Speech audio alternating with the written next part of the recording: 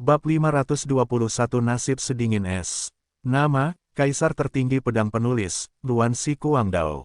Plus matikan mengatur ulang. Yah, apakah kamu ingin pergi dengan mudah setelah membunuh orang-orang dari Sekte Bintang Jatuh? Sambil mendengus, telapak tangan emas raksasa tiba-tiba muncul di kehampaan yang jauh. Pada awalnya, telapak tangan itu hanya berjarak beberapa meter, tetapi dalam proses mendekat, telapak tangan itu mengembang tanpa batas dan menjadi sangat besar dalam sekejap mata. Itu merobek kekosongan dan menekan Wang Juefeng dari kejauhan. Angin dan awan melonjak, dan kekuatannya begitu kuat sehingga semua orang melihatnya. Jejak telapak tangan tersebut mengandung kekuatan yang luar biasa dan tidak dapat dilawan. Wang Juefeng sebenarnya sudah terpasang di tempatnya. Wajah Wang Juefeng berubah, dan dia hanya merasa tertekan oleh gunung.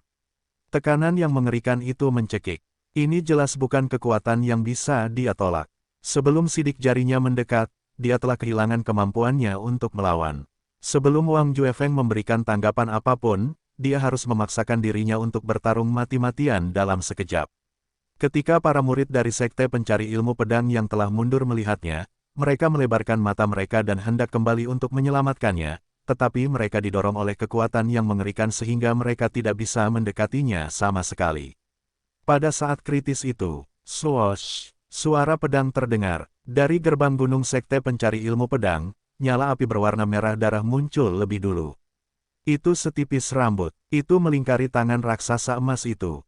Dalam sekejap, tangan itu dipotong menjadi potongan-potongan kecil bubuk emas dan bubuk tersebut secara bertahap memudar ke dalam kehampaan. Saya membunuh orang-orang jahat dari Sekte Bintang Jatuh Anda. Apa yang bisa kamu lakukan padaku? Monster tua Qi Qingshan tidak menyerah sama sekali, dan kata-kata dinginnya melayang turun dari gunung. Tiba-tiba terdengar sorakan sorak-sorai di gerbang gunung. Sebagai Master Super peringkat kedua setelah Dewa Phoenix Sage, dalam daftar teratas terkuat di Provinsi Salju, monster tua Qi Qingshan dan kepala Sekte Li Jianyi adalah pilar spiritual di mata banyak murid. Qi Qingshan mengambil tindakan dan itu langsung meningkatkan moral para murid dari Sekte Pencari Ilmu Pedang. Banyak murid yang terluka parah dan lelah, tetapi saat ini mereka bersorak kegirangan. Selama master seperti itu menjaga sekte tersebut, Sekte Pencari Ilmu Pedang tidak akan runtuh. Tekanan pada Wang Juefeng berkurang. Tanpa ragu, dia segera memimpin murid penjaga mundur ke Yang Lok lintasan kedua. Saat berikutnya, formasi prasasti diluncurkan. Segala jenis pedang Qi dan simbol prasasti melintas di seluruh langit, membentuk lapisan perisai yang tak terlihat dan kuat. Kekuatan dan aura yang kuat berkedip-kedip untuk menjaga celah tersebut. Bahkan seorang master di alam puncak Raja Bela Diri harus menghabiskan banyak waktu untuk menembus lapisan formasi pertahanan ini. Huff, monster tua, kamu bisa menjadi liar untuk sementara waktu. Aku akan menerobos gunung pencari ilmu pedang cepat atau lambat. Pada saat itu, aku pasti akan membunuhmu. Mendengus marah datang dari langit yang jauh. Itu adalah suara master dari Sekte Bintang Jatuh yang pernah menyerang Wang Juefeng sebelumnya. Segera, kekuatan menakutkan itu perlahan surut. Matahari merah perlahan terbit di balik pegunungan salju di kejauhan. Ada rona merah darah antara langit dan bumi. Pertempuran itu akhirnya terhenti. Kedua belah pihak perlu istirahat dan melakukan reorganisasi.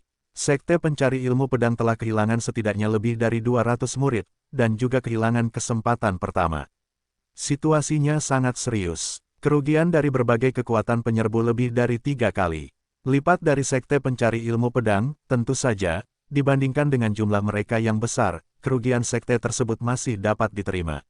Selain itu, sebagian besar penjajah yang terbunuh dalam pertempuran itu berasal dari sekte kecil dan petani nakal. Fondasi dari sekte peringkat atas seperti Akademi Ketenangan, Sekte Bintang Jatuh, dan Sekte Leiyin tidak terpengaruh. Mayat-mayat yang dimutilasi tergeletak di dalam dan di luar gerbang pedang.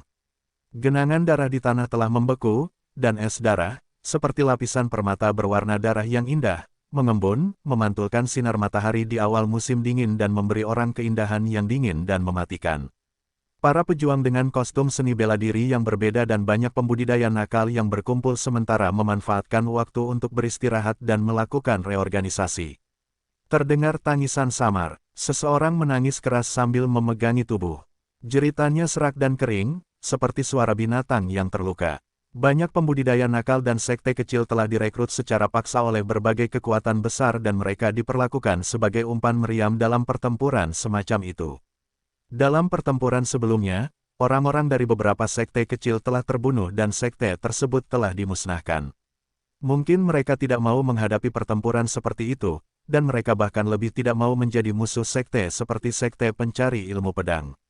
Sayangnya, di dunia yang kejam dan dingin ini, pihak yang lemah tidak akan pernah mempunyai hak untuk mengendalikan nasibnya sendiri. 4 atau 5 hari sebelumnya, ketika semuanya masih dalam tahap awal, 1 atau 2 sekte kecil telah menolak perekrutan Akademi Tranquility dengan cara yang halus. Namun, malam itu, kedua sekte itu terbakar api dan suara pembunuhannya seperti guntur. Keesokan harinya, ketika matahari bersinar di bumi, sekte-sekte itu menghilang dari dunia selamanya, hanya menyisakan abu. Selain para master dari berbagai tingkatan kekuatan dengan penuh minat, banyak seniman bela diri yang telah direkrut sementara harus memanfaatkan waktu untuk beristirahat dan melakukan reorganisasi serta mempersiapkan pertempuran berikutnya. 7 lintasan dari sekte pencari ilmu pedang dijaga ketat. Para murid di sekte sebesar itu, bahkan murid dalam biasa pun cukup kuat untuk menakuti para penggarap nakal. Mereka benar-benar tidak tahu berapa banyak dari mereka yang akan bertahan sampai mereka berhasil menaklukkan 6 lintasan yang tersisa. Mereka tidak tahu apakah mereka bisa mendapatkan berbagai hadiah yang dijanjikan oleh Akademi Ketenangan, Sekte Bintang Jatuh, dan sekte lainnya. Pada saat yang sama, di sekte pencari ilmu pedang, tempat itu juga sibuk. Murid-murid yang terluka dirawat sesegera mungkin oleh murid-murid, apotek jamu ajaib, dan perawatan mereka jauh lebih baik daripada perawatan para penyerbu di kaki gunung. Ketika mesin sekte diluncurkan, manajemennya tertib. Tebing batu di area sampah di belakang gunung telah dibagi menjadi area terlarang. Orang-orang miskin dulunya tinggal di sana dan mereka menetap di daerah lain. Seseorang dari sekte pencari ilmu pedang mulai mengeksploitasi tambang kristal di sana. Pada saat genting, sekte sebesar itu menghabiskan banyak energi setiap menitnya. Pengoperasian berbagai formasi saja sudah cukup membuat banyak sekte bangkrut dalam waktu singkat. Jika itu terjadi di masa lalu, dengan akumulasi sekte pencari ilmu pedang selama ribuan tahun, itu hanya bisa bertahan selama lebih dari selusin hari. Namun saat ini, tambang kristal misterius dapat dieksploitasi tanpa batas, dan itu cukup untuk mengaktifkan semua jenis formasi prasasti dengan upaya penuh. Bagi sekte pencari ilmu pedang, itu adalah kabar baik. Matahari menyinari bumi yang putih dengan lapisan merah yang menyilaukan. Berdiri di tebing, batu cahaya pedang, di area tangga ketiga, melihat ke bawah, seseorang dapat melihat segala sesuatu di pegunungan selatan dan 7 jalur pegunungan pencari ilmu pedang. Melalui lapisan awan tipis dan kabut, seseorang dapat melihat kerlap-kerlip api formasi dan gerbang pedang di kejauhan yang ditempati oleh para penyerbu. Titik-titik hitam itu seperti semut, bergerak-gerak untuk menata sesuatu. Mereka adalah penjajah. Di tebing, batu cahaya pedang, pejabat tingkat tinggi dari sekte pencari ilmu pedang muncul. Sejak pertempuran dimulai, untuk memberi komando, kepala sekte Li Jianyi dan pejabat tingkat tinggi lainnya telah mendirikan tenda sementara di area tangga ketiga. Berdiri di atas batu ini dan melihat ke bawah, mereka dapat melihat segalanya. Meskipun gerbang pedang adalah jalur gunung pertahanan terluar, ia juga memiliki total 20 atau 30 jenis formasi prasasti, namun itu hanya bertahan selama setengah malam. Dengan cara ini, 7 jalur gunung di bawahnya hanya bisa bertahan paling lama setengah bulan. Situasinya tidak optimis. Li Jianyi menunduk dengan kekhawatiran di matanya. Orang-orang di Akademi Tranquility sungguh terlalu tercela. Sebelum klan iblis memulai serangan, mereka tidak sabar untuk menyerang kita. Tadi malam, orang-orang yang dibawa ke sini berasal dari beberapa sekte kecil dan petani perorangan. Mereka menganggap orang-orang itu sebagai umpan meriam. Sangat disayangkan bahwa orang-orang baik dari sekte pencari ilmu pedang tidak bisa melawan klan iblis, tapi mereka akan mati dalam pertempuran yang tidak berharga ini. Tang Folei berkata dengan penuh kebencian. 6 puncak dan 6 pangkalan lainnya. Qi Qingshan tidak muncul di tengah kerumunan. Setelah Ding Hao dan yang lainnya memasuki Sage Battlefield, monster tua itu telah menjaga puncak tersembunyi pedang hampir sepanjang waktu. Terutama setelah pecahnya perang baru-baru ini, nampaknya dia menjadi lebih misterius. Dia sepertinya memanfaatkan waktu untuk memahami semacam metode kultivasi. Baru saja dia menyelamatkan Wang Juefeng, tapi dia hanya menunjukkan wajahnya sebentar. Jika kita terus seperti ini, bisakah kita benar-benar mengalahkan kekuatan gabungan negara adidaya tersebut? Li Jianyi bertanya dengan lembut. Seolah-olah dia bertanya pada dirinya sendiri, atau orang lain. Semua orang yang hadir adalah tetua dari Sekte Pencari Ilmu Pedang, dan mereka mendominasi takdir seluruh sekte. Ketika mereka mendengar kata-kata kepala suku, mereka juga terlihat khawatir. Memang benar, dalam menghadapi kekuatan yang begitu kuat, bahkan jika Sekte Pencari Ilmu Pedang adalah sekte paling kuat di Provinsi Salju pada saat itu, mau tak mau mereka merasa cemas. Menurut pertempuran malam sebelumnya, jika mereka benar-benar bertarung sampai mati, mereka pasti akan berakhir dengan pemusnahan seluruh sekte. Kenapa kamu tidak percaya diri? Tang Folei berkata dengan keras, saya telah mengirim seseorang ke Danau Cermin untuk melaporkan apa yang terjadi di sini ke Istana Embun Beku Hitam. Selama kita bertahan selama beberapa hari, tidak ada yang berani menjadi sombong ketika Inspektur Istana Suci Embun Beku misterius tiba. Kami akan diberi hadiah oleh istana saat kami menawarkan tambang kristal misterius. Pada saat itu, dengan dukungan Black Frost Palace, kami akan memaksa semua sekte yang terlibat dalam pembunuhan hari itu membayar harga atas kesalahan mereka. Begitu dia mengatakan itu, mata semua orang tiba-tiba berbinar. Li Jianyi menggelengkan kepalanya sedikit dan berkata, jika kita bisa memikirkan hal ini, bagaimana mungkin Fang Xiaoan tidak? Mereka pasti sudah melakukan tindakan balasan. Mu Tianyang telah menjadi penjaga suci embun beku misterius di istana dan itu sangat aneh. Saya khawatir semuanya tidak sesederhana yang kita pikirkan. Jika Akademi Ketenangan mengirimkan master untuk membunuh kita di sepanjang jalan, atau membuat pengaturan di Danau Cermin dengan membuat sedikit pengaturan dan menunda selama beberapa hari, ketika Istana Suci Embun Beku misterius mengetahui tentang pertempuran tersebut, semuanya akan baik-baik saja, sudah terlambat, kata Master Giok. Ya, itulah yang aku khawatirkan. Li Jianyi mengangguk. Kita tidak bisa menaruh semua harapan kita pada Istana Suci Embun Beku misterius. Kita harus membuat persiapan lain. Entah bagaimana, pada saat itu, Li Jianyi tiba-tiba teringat pada Ding Hao. Meskipun Ding Hao akan sangat membantu Sekte Pencari Ilmu Pedang jika dia datang saat ini, jelas bahwa dia tidak dapat mengubah situasi. Selalu ada sesuatu yang tidak dapat dipahami pada pemuda itu. Setiap kali dia bisa membalikkan segalanya dalam situasi yang mustahil, dan itu benar-benar merupakan variabel yang besar. Jika dia ada di sana, mungkin dia akan melakukan sesuatu yang luar biasa. Tetapi pada saat yang sama, Li Jianyi merasa sekte tersebut sedikit beruntung. Untungnya, Ding Hao, Li Lan, Xie Jiyu, Feng Ning, dan para jenius tak tertandingi lainnya dari generasi baru sekte tersebut tidak berada di Gunung Pencari Ilmu Pedang karena mereka telah bergabung dalam medan perang Sage. Sekalipun semuanya benar-benar tidak dapat diperbaiki, dan sekte tersebut akan dimusnahkan, namun para jenius muda ini akan selamat dari bencana tersebut.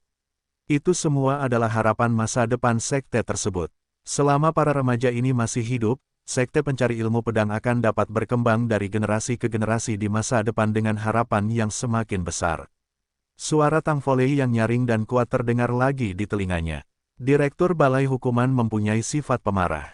Dia berteriak, mengapa Anda memuji semangat musuh dan meremehkan semangat kita sendiri? Bahkan jika Sekte Pencari Ilmu Pedang berada dalam situasi putus asa sekarang, kami tidak bisa berkompromi. Fang Xiaoan ingin memiliki tambang kristal misterius, jadi dia akan menukar nyawanya dengan itu. Bahkan jika semua murid sekte terbunuh, kami tidak akan pernah menerima kondisi itu. Kata-kata itu membangkitkan gaung dari banyak guru yang hadir. Benar, ayo bertarung sampai mati. Jika yang terburuk menjadi yang terburuk, kita akan mati. Apa yang perlu ditakutkan? Ayo mati bersama dan buat Akademi Ketenangan juga sangat menderita. Semuanya sangat bersemangat. Li Jianyi tetap diam. Dia juga ingin memukul wajah musuh dengan keras. Dia lebih suka menjadi batu giok yang rusak daripada ubin utuh. Namun, sebagai ketua sekte, dia jelas perlu mempertimbangkan lebih lanjut. Dia tidak bisa bertindak secara mendadak. Sayangnya, setelah memikirkannya lama, dia menemukan tidak ada cara untuk memuaskan semua orang. Tampaknya ada kegelapan tak terbatas di depannya. Tidak ada cahaya sama sekali. Di manakah harapan terakhir bagi kelangsungan sekte tersebut? Pada saat itu, tiba-tiba, boom, Ledakan, ledakan, ledakan dan getaran yang dahsyat kembali terdengar tak tertahankan. Melihat ke bawah pada saat yang sama, mereka melihat bahwa di dekat Yang Lok, lintasan kedua, ada semburan kecemerlangan, rune berkedip, seberkas cahaya mengalir bersiul, kekuatan kekerasan meledak, dan kekuatan ki dan prasasti melonjak dengan liar. Mereka menyerang lagi, begitu cepat. Seseorang berseru. Kerumunan di bawah, sepadat semut hitam, bergegas menuju Yang Lok Pass, tanpa rasa takut akan kematian. Mereka seperti ngengat di dalam api, siap berperang hidup dan mati. Hati Li Jianyi sedikit tenggelam. Pihak lain sangat mendesak untuk menyerang, jadi sepertinya mereka bertekad untuk menang, dan bahkan dengan mengorbankan nyawa banyak. Prajurit, mereka ingin menerobos gerbang gunung dan mereka pasti punya alasan, jadi mereka terburu-buru. Kamu sudah keterlaluan. Mata Tang Folei penuh dengan niat membunuh. Pedang bunga, Master Giok, Shen Ku, Wang Xiaosa, Guan Feidu, Yin Yifei, Leng Yixuan, dan Luqi, kalian memimpin murid penerus untuk melancarkan serangan langsung ke musuh. Saya ingin mereka menderita setengah dari kerugian di Yang Lok Pass. Ya Pak, selusin murid penerus yang disebutkan namanya menerima perintah tersebut. Cahaya yang mengalir menyala, murid inti dari Sekte Pencari Ilmu Pedang turun untuk bertarung. Li Jianyi mengangkat tangannya dan ingin mengatakan sesuatu, tapi pada akhirnya dia tidak berkata apa-apa. Di jalan sempit lembah, sekitar 300 km dari Danau Cermin, terjadi kejar-kejaran untuk membunuh. Pergi, cepat pergi, sebelum binatang-binatang dari Akademi Ketenangan itu menyusul kita, ikutilah jalan ini. Chen Lin dan Li Ke, kami akan menarik para pengejar. Huang Jin, kamu tahu rutenya dengan sangat baik dan skill ringanmu adalah yang terbaik. Ingat, kamu harus datang ke Villa Pencari Ilmu Pedang hidup-hidup, cepat, jangan khawatirkan kami. Tidak, ayo pergi bersama. Keluar dari sini, semakin banyak orang yang bertahan hidup, semakin baik.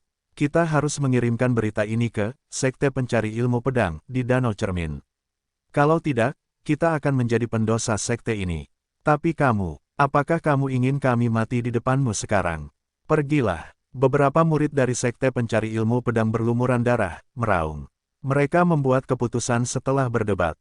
Salah satu murid dengan keterampilan ringan terbaik pergi dengan cepat melalui jalan tersembunyi di samping lembah. Sementara itu, dia kembali menatap teman-temannya sambil menahan air matanya. Dia tahu bahwa itu mungkin merupakan perpisahan seumur hidupnya. Semua itu demi sekte tersebut. Untuk pertikaian berdarah hari ini, cepat atau lambat, akan ada orang-orang kuat dari Sekte Pencari Ilmu Pedang yang akan membalas dendam dengan pedang mereka. Balas dendam ganda, dataran es berwarna salju dengan cepat menutupi sosoknya. Dalam waktu kurang dari 15 menit setelah dia pergi, 5 atau 6 murid Sekte Pencari Ilmu Pedang yang tersisa dikelilingi oleh sekelompok pemburu gila. Bertarung, para murid dari Sekte Pencari Ilmu Pedang berlumuran darah dengan keinginan untuk mati. Kemudian, mereka berbalik dan bertarung dengan kekuatan penuh. Sayangnya, mereka kalah jumlah dengan musuh. Kesenjangan antara kekuatan mereka terlalu besar. Segera, 5 atau 6 orang kuat ini menjadi mayat yang hangat. Hanya satu pendekar pedang terkemuka yang lengannya dipotong dan kekuatannya disegel, dan dia disiksa saat diinterogasi. Katakan padaku, kamu memiliki total 7 orang di timmu, dan ke arah mana salah satu rekan satu timmu pergi. Tai Sanjin, kepala pengejar, tetua dari Sekte Leiyin, bertanya dengan dingin. Telapak tangannya, dengan kekuatan guntur dan kilat, menutupi dahi pendekar pedang itu. Sebuah panah darah menyembur keluar dari mulut pendekar pedang itu. Sayangnya, Tai Sanjin adalah master di alam Grandmaster bela diri bawaan dan ki pelindungnya sangat kuat, bagaimana dia bisa disemprot. Dengan ayunan guntur dan kilat di sekelilingnya, panah darah itu segera dikirim kembali. Seperti pisau tajam, ia memotong lengan pendekar pedang itu. Jika kamu tidak memberitahuku, aku akan memberitahumu apa yang lebih baik mati daripada hidup. Tai Sanjin berkata dengan tatapan muram. Akademi Ketenangan, Sekte Bintang Jatuh, Sekte Leiyin, jangan berpuas diri terlalu dini. Anda telah menyinggung Sekte Pencari Ilmu Pedang. Suatu hari, seorang jenius dari sekte yang akan memaksamu membayar harganya. Pendekar pedang itu tangguh. Meskipun dia berlumuran darah dan lengannya patah, dia tidak menangis kesakitan. Dengan mata menatap marah, dia tertawa keras. Kakek bela diri Ding Hao, Saya, Feng Tianxing, tidak dapat melihat postur heroik Anda dalam menghancurkan Mutianyang di puncak beku, bergabung dengan Sekte Pencari Ilmu Pedang, saya tidak menyesal dalam hidup saya. Segera setelah dia selesai berbicara, dengan senyuman di wajahnya, pendekar pedang itu memiringkan kepalanya dan menghentikan napasnya. Di seluruh Sekte Pencari Ilmu Pedang, Feng Tianxing hanyalah murid batin biasa. Kekuatannya hanya di atas rata-rata di antara murid-murid batin. Dia tidak pernah bersinar atau membuat kagum orang banyak. Saat itu, dia dan sekitar 30 murid lainnya dari generasi yang sama telah memilih dengan cermat karena mereka juga akrab dengan rute tersebut. Mereka dikirim keluar gerbang gunung melalui formasi transmisi prasasti, memikul tanggung jawab berat untuk pergi ke Danau Cermin untuk menyampaikan pesan. Murid-murid di bawah alam bawaan dipilih untuk mencegah gelombang ki yang kuat bocor dan menyebabkan master di daerah setempat mengejar mereka. Lebih dari 30 murid dibagi menjadi 5 kelompok. Di tim Feng Tianxing, kecuali Huang Jin, semua anggota lainnya telah terbunuh. Feng Tianxing adalah pengagum Ding Hao. Bagi banyak murid biasa di Sekte Pencari Ilmu Pedang, Ketua Sekte, Direktur Balai Hukuman, dan pejabat senior dari 6 puncak dan 6 pangkalan adalah sosok yang kuat, namun mereka adalah makhluk yang tidak dapat dijangkau. Mereka masih jauh dari mereka. Mereka tidak tahu kapan Ding Hao, yang kemudian bangkit, telah menjadi pahlawan dan idola di benak mereka. Dia baik seperti seorang teman. Sebelum pertempuran mendadak antar sekte, Feng Tianxing masih dengan senang hati berdiskusi dengan banyak teman. Saat itu, mereka harus pergi ke Frozen Peak untuk melihat pertempuran yang benar-benar mampu menggerahkan provinsi salju. Tapi siapa yang tahu, dia sudah mati. Tai Sanjin mengamati beberapa saat, menggelengkan kepalanya, dan berkata, racun itu tersembunyi di giginya. Dia bunuh diri dengan menelannya, tampaknya para pendekar pedang dari Sekte Pencari Ilmu Pedang ini memiliki tekad untuk mati pada awalnya. Begitu mereka tertangkap, mereka akan menelan racunnya dan bunuh diri jika tidak bisa menahan siksaan. Para pemburu lainnya juga terdiam ketakutan. Meskipun pendekar pedang itu memiliki kekuatan rata-rata, mereka benar-benar pantas dihormati. Pikirkan tentang itu. Jika murid-murid di sekte kita berada dalam kesulitan seperti itu, akankah ada orang setia seperti dia? Mereka tidak tahu tentang hal itu. Entah kenapa, pada saat itu, ada sedikit rasa dingin di hati mereka. Sekte seperti itu sungguh mengerikan. Jika mereka tidak bisa sepenuhnya membasmi Sekte Pencari Ilmu Pedang, setelah sekte itu pulih, setiap penyusup akan menghadapi bencana. Mari kita kubur mereka. Tai Sanjin menghela nafas dan merasa sedikit khawatir. Keenam orang ini adalah pejuang terhormat. Setelah mereka menguburkan Ji Yingnan dan mengumpulkan rampasan perang, mereka berurusan dengan tubuh besar, kaisar beruang iblis, dan raja iblis berhati jahat. Ding Hao membawa Ji Yingqi dan 2 hewan peliharaan kecil yang gelisah untuk memulai perjalanan selanjutnya. Rebung bambu pelindung jantung 9 kaisar, telah direndam dalam darah Ji Yingnan. Ding Hao merawat dan mengumpulkannya. Di bawah bimbingan Ji Yingqi, Ding Hao akhirnya keluar dari dunia gua batu kapur bawah tanah. Mereka telah menyelesaikan bagian ke-7 dari jalan kuno ke barat. Dalam perjalanan, Ding Hao menemukan banyak mayat tuan dari klan manusia dan klan iblis. Beberapa dari mereka dibunuh oleh binatang buas di jalan kuno, dan tubuh mereka digigit dan dipatahkan. Beberapa dari mereka meninggal karena bunuh diri. Namun, Ding Hao menemukan beberapa mayat aneh yang sama seperti yang dia lihat sebelumnya. Sumsum darah, otak, dan jantungnya terhisap sehingga menjadi mayat yang mengering. Teknik orang ini menjadi semakin kuat, Ding Hao terkejut. Dia mengamatinya dengan sangat cermat. Penyerang diam-diam misterius telah membunuh master dari klan iblis dan klan manusia. Tidak ada yang tahu dari klan mana dia berasal. Yang terpenting, pada awalnya ia hanya menggunakan metode serangan diam-diam dengan mengandalkan keberuntungannya, namun kemudian ia langsung membunuh lawannya dengan cara yang ganas. Hampir semua targetnya dirobohkan dalam satu gerakan, yang menunjukkan bahwa selama periode tersebut, kekuatannya telah meningkat pesat. Ketika dia mencapai ujung bagian ke-7 dari jalan kuno ke barat, dia telah melintasi 2 alam besar dan mencapai puncak alam Raja Bela Diri. Kekuatannya meningkat dengan kecepatan yang sangat cepat. Jenis latihan apa yang telah dia latih sehingga dia bisa melahap hati, sumsum darah, dan otak para pejuang yang kuat. Ding Hao samar-samar merasa bahwa pengacau diam-diam muncul. Melalui pintu transmisi di ujung dunia gua batu kapur bawah tanah, Ding Hao dan timnya memasuki bagian ke-8 jalan kuno ke barat. Dunia itu gelap dan suram. Langit mendung dengan awan, matahari dan bintang tidak terlihat. Pedang dan pedang patah terlihat di mana-mana. Tampaknya itu adalah medan perang kuno. Udara dipenuhi bau samar asap, serta bau darah yang menyengat. Namun, di tanah, tidak ada mayat atau darah yang terlihat, bahkan tulang sedikit pun tidak terlihat. Sejauh mata memandang, berbagai jenis senjata patah ada di mana-mana, sebagian besar berupa pedang dan mandau. Tidak ada yang tahu berapa lama dunia ini ada. Banyak senjata rusak yang berkarat dan tidak berbentuk. Tanahnya tertutup karat merah, dan berderit saat orang menginjaknya. Senjata busuk itu patah seperti ranting mati. Ini seharusnya menjadi dunia logam 5 elemen. Ding Hao tenggelam dalam pikirannya. Dia mengambil pedang patah di samping kakinya dan mengamatinya dengan cermat. Pedang itu ditutupi dengan bintik-bintik karat, dan garis besarnya dapat diidentifikasi secara samar-samar. Bahkan dilihat dari naik turunnya karatnya, pedang itu seharusnya ditutupi dengan segala macam prasasti kuno.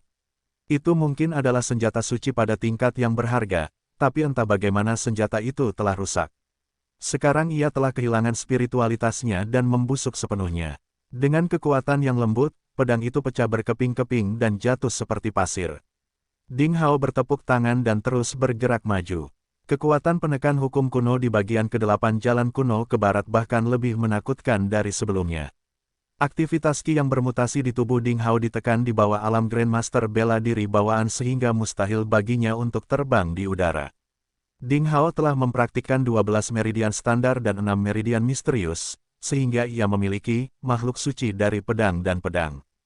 Oleh karena itu, di bawah penindasan yang sama, bahkan master lain di alam kaisar bela diri akan ditekan untuk berada di sekitar alam Grandmaster bela diri bawaan.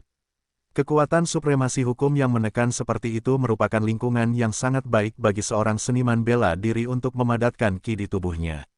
Karena dia terus-menerus mengalami penindasan seperti itu, Qi di tubuhnya akan ditekan hingga batasnya. Ketika dia keluar dari Sage Battlefield, budidaya Qi-nya pasti akan meningkat secara eksplosif. Tidak peduli seberapa kental atau padatnya, itu adalah efek yang tidak dapat dicapai dengan berlatih di lingkungan biasa. Bahkan tingkat konsentrasi fisik akan meningkat pesat.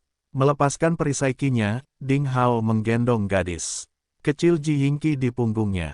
Meskipun Evil Moon dan Adorable juga ditekan, penindasan mereka tampaknya tidak seserius yang dilakukan para pejuang. Mereka masih bisa melompat dan bertarung sepanjang jalan, yang menarik perhatian Ding Hao. Dia sedikit khawatir. Dia tidak tahu apakah itu berarti kekuatan iblis tidak akan bisa ditekan oleh kekuatan aturan hukum kuno ini. Astaga, saat Ding Hao memikirkannya saat dia berjalan, suara menembus udara yang menusuk telinga terdengar. Tiba-tiba, seberkas cahaya merah muncul di depannya. Pedang tajam Qi menembus kehampaan dan melesat ke arahnya seperti anak panah yang mengalir. Seseorang sedang menyerang secara diam-diam. Ding Hao curiga. Dia sedikit menoleh ke samping. Cahaya perak menyala di seluruh telapak tangannya, ditutupi dengan kristal es tebal, seperti lapisan baju besi perak. Dia menahan lampu merah dengan backhand. Itu adalah pedang kecil. Permukaan pedang ditutupi dengan bintik-bintik karat. Dibandingkan dengan pedang berkarat tak beraturan yang berserakan di tanah, kualitas dan penampilannya sedikit lebih baik. Beberapa rune terlihat jelas. Ada aura niat bertarung yang mengerikan di dalamnya, yang sangat mengejutkan. Sayangnya, sebelum Ding Hao dapat mengamati dan merasakannya dengan cermat, niat bertarung dan anima semacam itu menghilang. Saat pedang kecil itu jatuh ke tangan Ding Hao, jejak terakhir anima menghilang. Retakan, setelah animanya menghilang, pedang itu tiba-tiba tampak mengering dan pecah menjadi beberapa bagian. Ding Hao sedikit terkejut dan membuang pedang kecil itu. Melepaskan indera ketuhanannya yang kuat, yang bisa menyebar dalam jarak 1 kilometer, Ding Hao memindai tempat itu dengan hati-hati. Tapi dia tidak menemukan keberadaan kehidupan lainnya. Ding Hao menggelengkan kepalanya dengan lembut dan berjalan maju perlahan. Pada saat yang sama, dia mengamati sekelilingnya dengan cermat. Insiden pedang kecil itu agak aneh. Apakah ada seseorang yang diam-diam memasang jebakan untuknya? Setelah memikirkannya, Ding Hao merasa itu tidak mungkin. Jika itu melawannya, kekuatan serangan pedang kecil itu tidak akan terlalu lemah. Kekuatan serangan semacam ini mungkin hanya setara dengan serangan biasa dari seorang master di alam Grandmaster bela diri bawaan dan itu tidak dapat menimbulkan ancaman sama sekali bagi Ding Hao. Ding Hao mendapat ilusi bahwa pedang berkarat itu sepertinya memiliki kehidupan dan mengambil inisiatif untuk menyerangnya. Setelah berjalan sekitar setengah jam, semuanya menjadi tenang.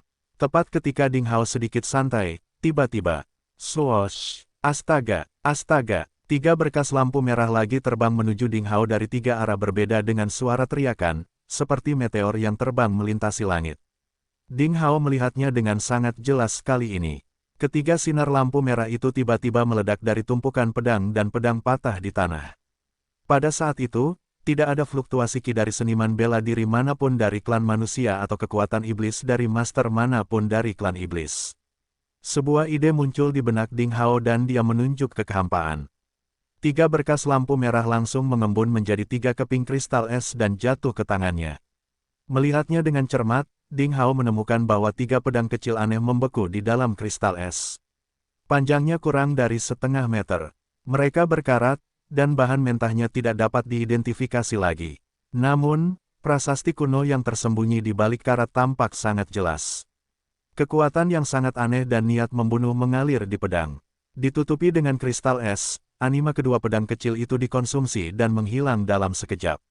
Kemudian pedang itu dengan cepat meredup, dan kemudian retak seperti kayu busuk yang membusuk. Namun, pedang kecil, terakhir, dengan anima dan semangat juang yang kuat, meledakkan kristal es yang membeku dengan keras. Seolah-olah hidup, tiba-tiba ia bergetar dan melesat ke arah wajah Ding Hao. Pedang kecil ini mengandung kekuatan yang jauh lebih kuat. Itu kira-kira setara dengan serangan habis-habisan dari seorang master di alam tanpa jejak bawaan dengan lubang 6. Engah, Ding Hao meniup pedang kecil itu. Saat pedang itu jatuh ke tanah, niat bertarung dan animanya akhirnya habis-habis. Pada saat yang sama, pedang itu dipecah menjadi 5 atau 6 bagian, seolah-olah waktu tiba-tiba dipercepat dan pedang itu telah mengalami ribuan tahun. 5 atau 6 pecahan pedang itu lenyap seperti abu. Sebuah ide terlintas di benak Ding Hao. Dia sepertinya menangkap sesuatu. Namun, hal itu perlu diverifikasi. Ding Hao menyuruh kedua hewan peliharaan itu untuk berhati-hati dan dia melangkah maju dengan cepat. Benar saja, 15 menit kemudian, aliran udara di sekitar melonjak dan suara melengking terdengar di udara. 4 atau 5 berkas cahaya merah menerobos kehampaan dan muncul dari arah yang berbeda. Dengan niat membunuh yang tak tertandingi dan pedang tajam serta pedang ki, mereka bergegas menuju Ding Hao. Ding Hao telah mempersiapkannya, jadi dia melepaskan indera surgawinya yang agung. Udara di sekitarnya membeku dalam sekejap. 4 atau 5 berkas lampu merah ini segera tertuju pada kehampaan seperti siput yang terperangkap di rawa. Riak-riak transparan yang tak kasat mata menyebar dan akhirnya semuanya terbungkus dalam energi spiritual. Mereka tidak bisa bergerak, memperlihatkan sebuah lingkaran, semuanya adalah senjata seperti pedang dan pedang. Ding Hao dengan cermat memeriksanya satu persatu. Dia sampai pada kesimpulan cepat. Ternyata mandau dan pedang yang patah itu mempunyai hikmah. Meskipun ribuan tahun telah berlalu, mereka masih mengandung jejak terakhir niat bertarung dan niat membunuh dari pemilik sebelumnya. Meski sudah lama sekali, namun niat bertarung dan niat membunuh belum hilang. Begitu makhluk hidup memasuki lingkungan ini, mereka akan mengambil inisiatif melancarkan serangan dengan mengaktifkan energinya. Kesimpulannya mengejutkan Ding Hao. Ini benar-benar sulit dipercaya. Medan perang macam apa yang pernah ada di ruang aneh ini? Eksistensi kuat macam apa yang dimiliki oleh pemilik pedang dan pedang patah ini? Setelah kematian bertahun-tahun yang tak terhitung jumlahnya, niat membunuh dan niat bertarung mereka masih terus ada di dalam senjata mereka. Orang seperti itu, pada level terendah, kemungkinan besar bahkan berada di atas puncak alam kaisar bela diri. Ding Hao merasa kagum di hatinya. Dikatakan bahwa hanya sosok-sosok perkasa itulah yang akan menancapkan semangat dan kemauan mereka pada senjata mereka setelah mereka bertarung sampai mati. Hanya dengan demikian roh dan kemauan mereka tidak akan hilang bahkan setelah mereka mati dan mereka akan tetap ada di antara langit dan bumi. Ada banyak sekali senjata, seperti pedang patah, pedang, dan sebagainya, di seluruh medan perang. Apakah ini berarti bahwa pemilik senjata-senjata ini pernah menjadi ahli di alam kaisar bela diri, bahkan di alam kaisar agung bela diri, dan alam petapa bela diri yang mampu memikul dan memindahkan gunung? Setidaknya ada 10 juta di antaranya. Terlalu mengerikan jika 10 juta ahli seni bela diri tertinggi terbunuh di medan perang. Apakah ini medan pertempuran para dewa yang legendaris? Ding Hao tiba-tiba merasa bahwa 11 bagian jalan kuno ke barat tidak sesederhana yang dia kira. Itu tidak hanya dibangun oleh sisa-sisa aturan hukum kuno yang kuat.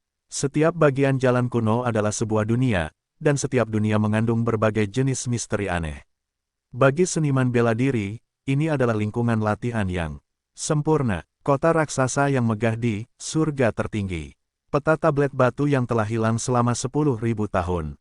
Reruntuhan misterius dalam legenda, dan altar pengorbanan dan api ilahi. Sebuah tangan besar yang tak terlihat sepertinya mendominasi segalanya. Senjata yang terbang selama ini antara lain pedang, tombak, palu meteor, dan lain sebagainya dalam berbagai bentuk. Mereka mengandung lebih banyak kekuatan niat bertarung dan anima, yang setara dengan serangan penuh seorang master di puncak alam Grandmaster bela diri bawaan.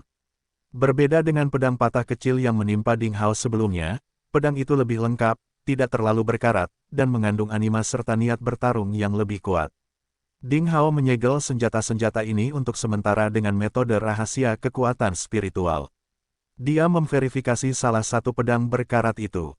Senjata-senjata itu hanya bisa digunakan paling banyak 1 atau 2 kali di masa depan. Itu adalah barang habis pakai. Anima dan niat bertarung mereka bisa habis. Saat itu semuanya akan rusak dan pecah. Kekuatan serangan yang terkandung di dalamnya tidak berharga bagi Ding Hao. Apa yang Ding Hao hargai adalah beberapa prasasti dan niat bertarung yang terkandung di dalamnya, terutama yang terakhir. Meskipun mereka masih menyimpan jejak niat bertarung, tidak diragukan lagi itu adalah jejak yang ditinggalkan oleh atasan tak tertandingi dari puluhan juta tahun sebelumnya, yang mengandung spiritual, merek atasan yang tiada taranya ini. Jika dia bisa mencoba berkomunikasi dengan mereka, dia mungkin mendapatkan semua kenangan dan bahkan lebih banyak hal di dalamnya.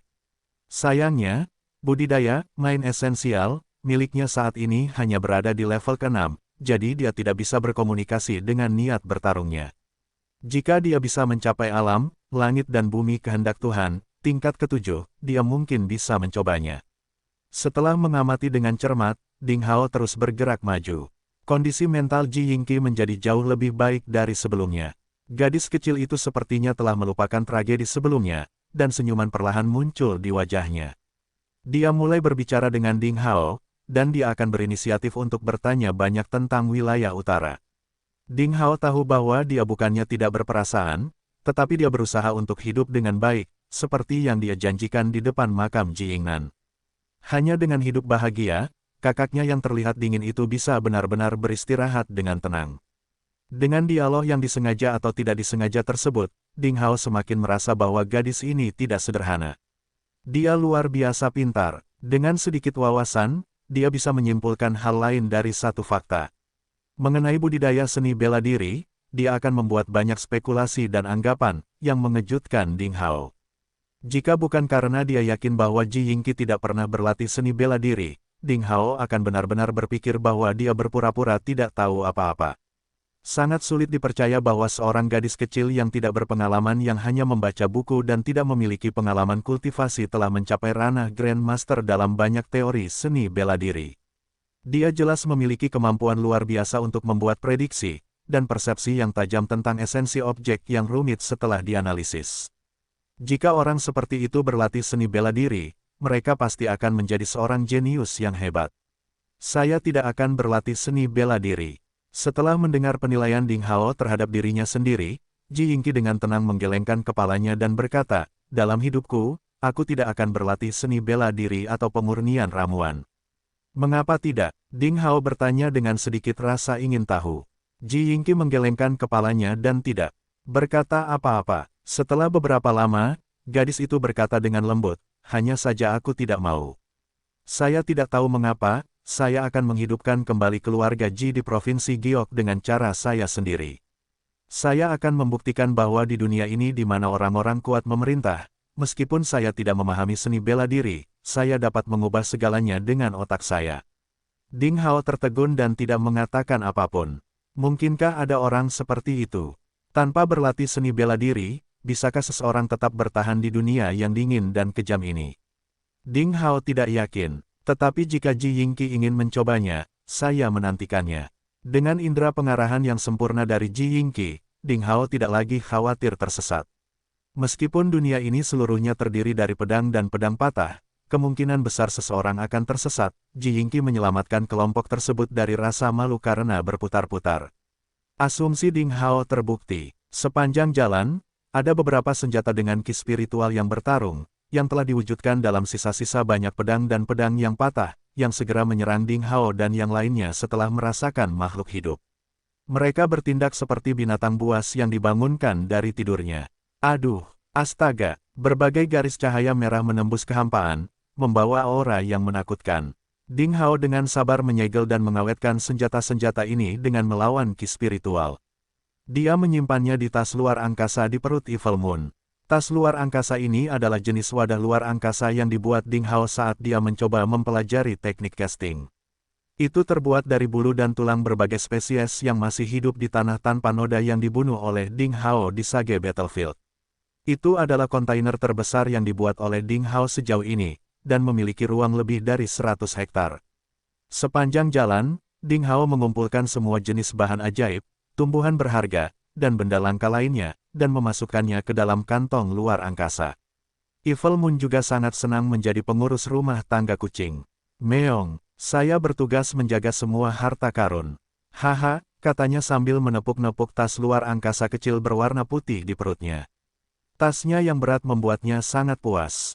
Meraih dengan cakar kecilnya yang berbulu, ia bisa mendapatkan segala macam harta karun. Ding Hao juga sangat puas. Ia berpikir, jika terus begini, kucing ini akan menjadi Doraemon di dunia asing. Sepertinya perlu untuk mengolahnya menjadi Doraemon. Pada hari pertama perjalanannya di dunia yang penuh dengan pedang dan pedang patah, Ding Hao menyegel total 108 senjata dengan melawan ki spiritual. Meskipun kualitasnya tidak sama, dampak yang dilepaskan oleh selusin senjata paling kuat ini setara dengan serangan penuh ahli realem martial king di puncaknya.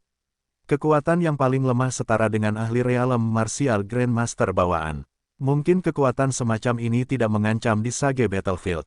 Namun jika dia meninggalkan medan perang dan kembali ke provinsi salju di wilayah utara, barang habis pakai ini akan sangat menakutkan bagi orang lain.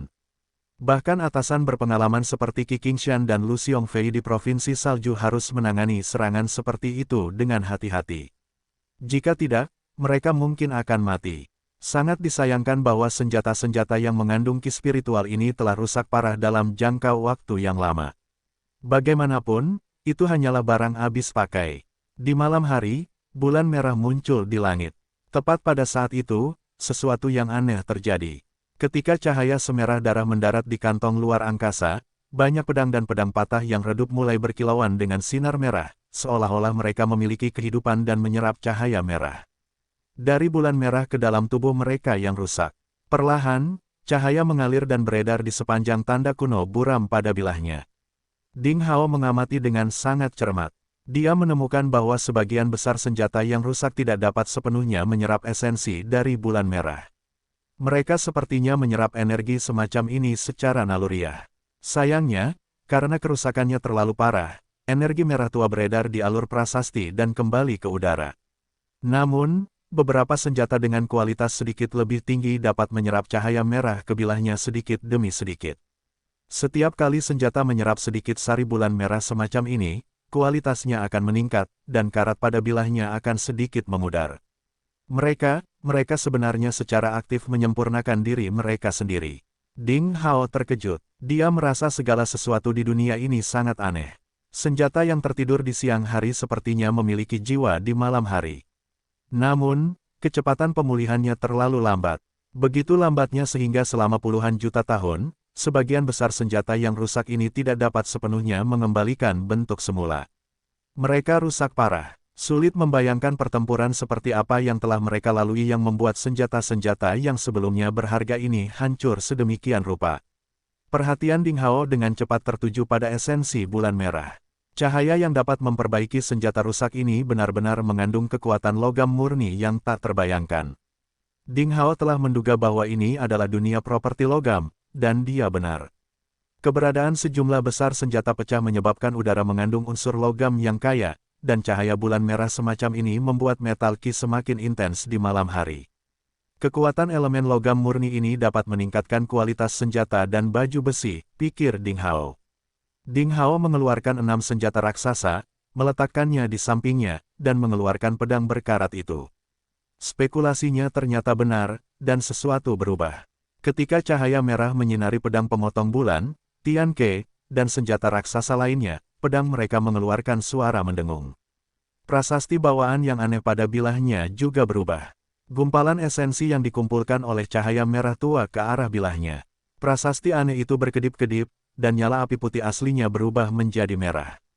Rasanya seperti darah mengalir merembes ke bilahnya. Namun, pedang berkarat itu sepertinya tidak bereaksi sama sekali. Ia tetap diam di bawah sinar bulan. Esensi cahaya merah tua mengalir dan membentuk awan angin puyuh yang berputar di sekitar pedang berkarat itu, seolah-olah terhalang oleh karat pada pedang. Ia mencoba meresap ke dalam pedang tetapi gagal. Ini seperti seorang pria sentimental yang mengejar seorang wanita anggun.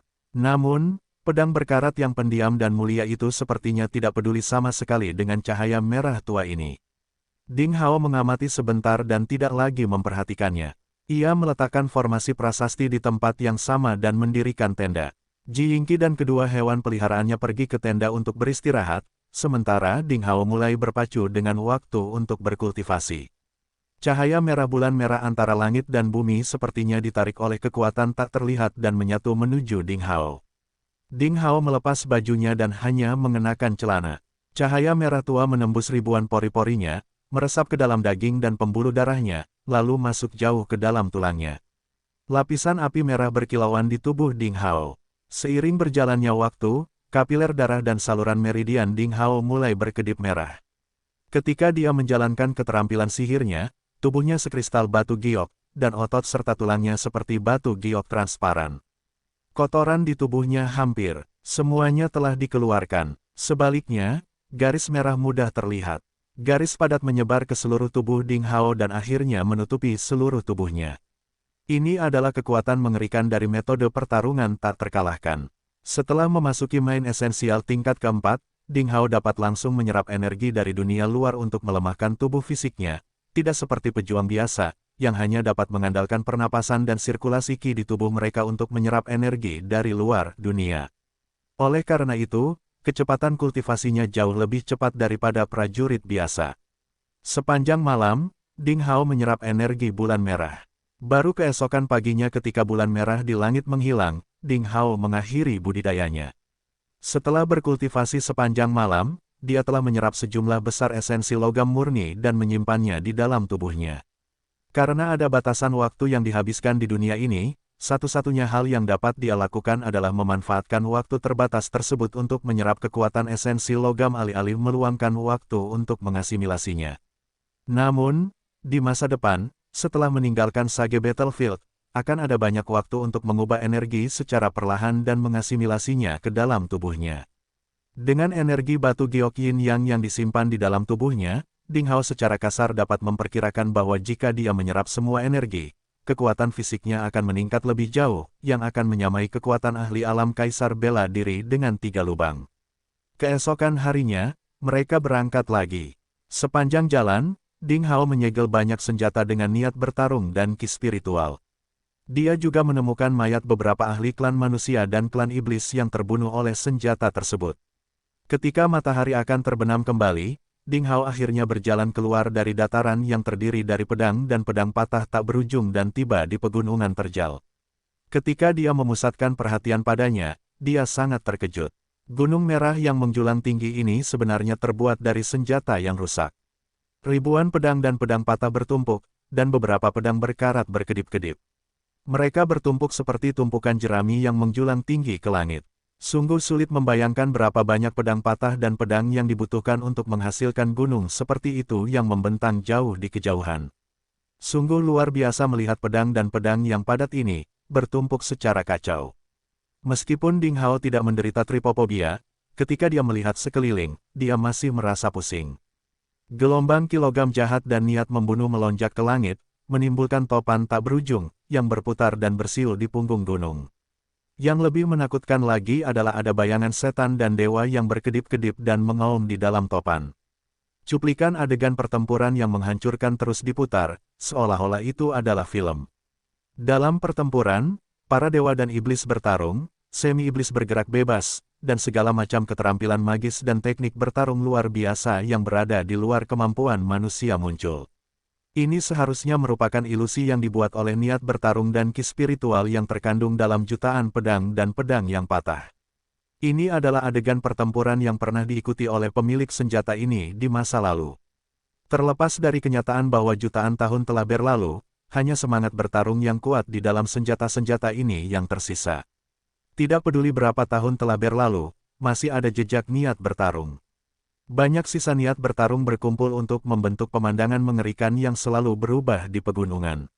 Mantan pemilik senjata ini adalah orang-orang jenius, berbakat, dan pahlawan suatu generasi. Oleh karena itu, sedikit pun, sisa kemauan mereka dapat bertahan selama ribuan tahun setelah kematian mereka. Ding Hao kaget dan tidak bisa menahan nafas. Jalan seni bela diri itu panjang dan sulit. Ini sangat kejam. Tidak peduli seberapa berbakatnya Anda, tidak peduli betapa hebatnya Anda, tidak peduli seberapa kuatnya Anda, tidak peduli seberapa mendominasinya Anda, selama Anda tidak mencapai puncak dan menjadi maha guru yang abadi, Anda ditakdirkan untuk mati, berubah menjadi abu, lalu lenyap. Senjata-senjata ini akan bertahan lebih lama dari Anda. Berdiri di antara bukit pedang dan pedang untuk waktu yang lama, Ding Hao melepaskan kesadarannya untuk menjelajah dengan hati-hati. Akhirnya, dia menemukan bahwa adegan pertarungan dewa dan iblis yang tampaknya akan terjadi bukannya tidak berbahaya. Sebenarnya, mereka sangat mengerikan. Topan tersebut cukup kuat untuk menghancurkan ahli realem martial king dalam sekejap, dan niat jahat dalam niat bertarung dan ki spiritual, yang berlangsung selama ribuan tahun, bahkan dapat secara langsung mempengaruhi indera dan pikiran ilahi manusia. Jiwa seorang seniman bela diri biasa dengan indera ilahi yang lemah akan hancur, dan dia akan berubah menjadi orang mati, yang lebih mengerikan daripada kematian. Pegunungan tersebut membentang setidaknya ratusan kilometer, menghalangi jalan Ding Hao. Jika dia ingin mencapai akhir bagian ke-8 dari perjalanan barat ke jalan kuno, dia harus melintasi gunung yang terbentuk dari pedang dan pedang patah yang tak terhitung jumlahnya. Tidak ada jalan lain. Ding Hao telah bersiap sejak lama di tepi pegunungan. Setelah memastikan bahwa dia tidak melewatkan apapun, dia menggendong Ji Yingqi di punggungnya. Dengan Evil Moon dan Adorable, dia dengan hati-hati melangkah ke pegunungan berbahaya. Begitu langkahnya mendarat di kaki gunung, badai merah dengan roh jahat yang tak terbatas bertiup di wajahnya. Pemandangan di depannya berubah. Sejauh mata memandang, semuanya berubah menjadi merah. Di tengah badai, bayangan hantu yang menjulang dengan wajah kabur, seperti hantu di malam yang gelap, bergegas ke arahnya satu demi satu. Ding Hao tanpa sadar melontarkan pukulan, dan kemudian dia menyadari bahwa bayangan hantu yang disebabkan oleh putaran aliran udara berkecepatan tinggi sebenarnya hanyalah ilusi. Mereka tidak berbahaya, namun, hembusan angin kencang menimbulkan serpihan logam berkarat seukuran ibu jari. Itu seperti anak panah kuat yang bisa menembus prajurit biasa. Ding Hao menjalankan kinya untuk memasang perisai perak dengan diameter lebih dari 2 meter, melindungi Ji Yingqi dan kedua hewan peliharaannya. Dia berjalan maju selangkah demi selangkah. Ketika serpihan logam berkarat menghantam perisai, terdengar suara seperti suara logam yang saling bertabrakan. Percikan api beterbangan dan dentuman berlanjut. Ding Hao terkejut. Belum lagi, kendala ini saja akan membuat banyak ahli manusia dan iblis yang cukup beruntung bisa berjalan jauh ke sini tersentak. Ini hanyalah tepi pegunungan, dan itu sudah sangat menakutkan. Jika mereka masuk jauh ke dalamnya, bahkan seorang ahli di puncak realem martial king akan terkoyak. Lingkungan di sini sangat keras. Dengan penglihatan Ding Hao, dia hanya bisa melihat sejauh 100 meter melalui angin merah. Jika dia ingin menjelajah lebih jauh, dia harus mengandalkan indera surgawinya. Ikuti jalan ini, terus ke depan. Ji Yingqi memejamkan mata dan merasakannya sejenak, lalu mengulurkan jarinya dan menunjuk. Ding Hao mengikuti kata-katanya. Astaga, di tengah angin kencang, lampu merah mendekati wajahnya. Itu adalah senjata lain yang mengandung niat bertarung dan ki spiritual. Itu berisi kekuatan yang sangat menakutkan, yang setara dengan serangan penuh dari ahli realem martial king dengan 7 lubang. Ding Hao sudah punya pengalaman. Dia tidak menghindarinya. Dia dengan tenang menunggu sampai kapak besar itu mendekatinya. Kemudian dia mengulurkan tangannya dan meraih gagang kapak dengan cepat. Dengan gerakan pikirannya, jari telunjuk kirinya ditekuk, seolah-olah itu adalah pedang, mengukir serangkaian prasasti dalam bentuk karakter Cina dan menyegel kapak besar itu. Seluruh proses memakan waktu singkat. Ding Hao terus bergerak maju. Di pegunungan, segala sesuatu di sekitarnya dipenuhi berbagai senjata, seperti pedang dan pedang patah. Tanah di bawah kakinya dan benda-benda seperti pohon kering di samping jalan dipenuhi dengan senjata, memberikan ilusi yang sangat aneh kepada orang-orang. Angin yang tiada henti dengan beberapa pecahan logam yang terbungkus di dalamnya membuat lingkungan pegunungan menjadi sangat menakutkan. Jadi, Ding Hao melambat. Setelah berjalan kurang dari 3 atau 4 kilometer di atas gunung, Ding Hao melihat beberapa mayat dan tulang belulang orang mati. Mayat-mayat yang dimutilasi parah ini diledakkan oleh angin kencang dan digantung di pohon-pohon yang terbuat dari pedang dan pedang. Tubuh mereka ditusuk dengan pisau ini, membuat mereka tampak seperti landak. Tampaknya mereka adalah ahli dari klan manusia dan klan iblis, yang telah memasuki pegunungan dan mati. Setelah berjalan sekitar setengah hari, Ding Hao hanya mendaki 2 gunung. Sepanjang jalan, dia diserang oleh lusinan senjata dengan niat bertarung dan ki spiritual, dan dia menyegel semuanya. Evil Moon menepuk-nepuk tas luar angkasa kecil di perutnya dan berkata dengan penuh kemenangan, "Haha, siapa yang berani memprovokasi saya di masa depan? Jika mereka menekanku begitu keras, aku akan melepaskan semua senjata yang tersegel di dalamnya untuk menyerang mereka." Bahkan ahli realem Kaisar Bela Diri bisa kehilangan nyawanya. Ding Hao menggelengkan kepalanya tanpa berkata-kata. Dalam beberapa hari terakhir, Evil Moon, si kucing gendut, telah memakan banyak ramuan ajaib dan obat-obatan, menelan banyak daging dari spesies yang bertahan di tanah yang tidak diketahui, dan menelan jiwa beberapa raja iblis yang hebat. Prinsipnya harus bisa berkembang lagi. Namun bagi pria ini, kecuali tubuhnya yang lebih gemuk, tidak ada perubahan nyata lainnya. Namun, sesuatu yang aneh terjadi pada Adorable. Kulit lumba-lumba kecil yang semula halus lambat laun mulai tumbuh lapisan sisik emas pucat, seperti sisik naga dan memiliki tekstur bening. Cakar berkilau tumbuh dari sirip depannya, membuat penampilan Adorable semakin garang. "Hei, kenapa kita selalu mendapatkan senjata level rendah yang tersegel? Akan lebih baik jika kita mendapatkan senjata yang sebanding dengan level Kaisar Bela Diri dan Kaisar Agung Bela Diri," kata Evil Moon dengan perasaan tidak puas. "Saya pikir kita harus mencari senjata yang lebih kuat. Dengan cara ini, kita bisa melakukan apapun yang kita inginkan setelah kita keluar dari Sage Battlefield." Haha, Adorable mengangkat sirip depannya untuk membenci Evil Moon, menunjukkan penghinaan terhadapnya. "Sial, apa maksudmu dengan ini?" kata bulan jahat dengan marah. "Jelas sekali lumba-lumba kecil itu mengejekmu." Ding Hao mengangkat tangannya dan memukul dahi Evil Moon dan berkata, "Dasar bodoh. Jika memang ada senjata dengan ki spiritual yang sebanding dengan kekuatan Kaisar Agung Bela Diri, dengan kekuatan kita, kita akan hancur berkeping-keping dalam sekejap. Bagaimana kita bisa menyegelnya?" Evil Moon tertegun dan berkata, "Yah, itu benar, tapi..." Sebelum ia menyelesaikan kata-katanya, boom, ledakan, pegunungan di sekitarnya berguncang. Niat membunuh dengan kekerasan yang tak tertandingi tiba-tiba muncul di hadapan Ding Hao, dan itu mengalir ke arahnya dan yang lainnya seperti cahaya.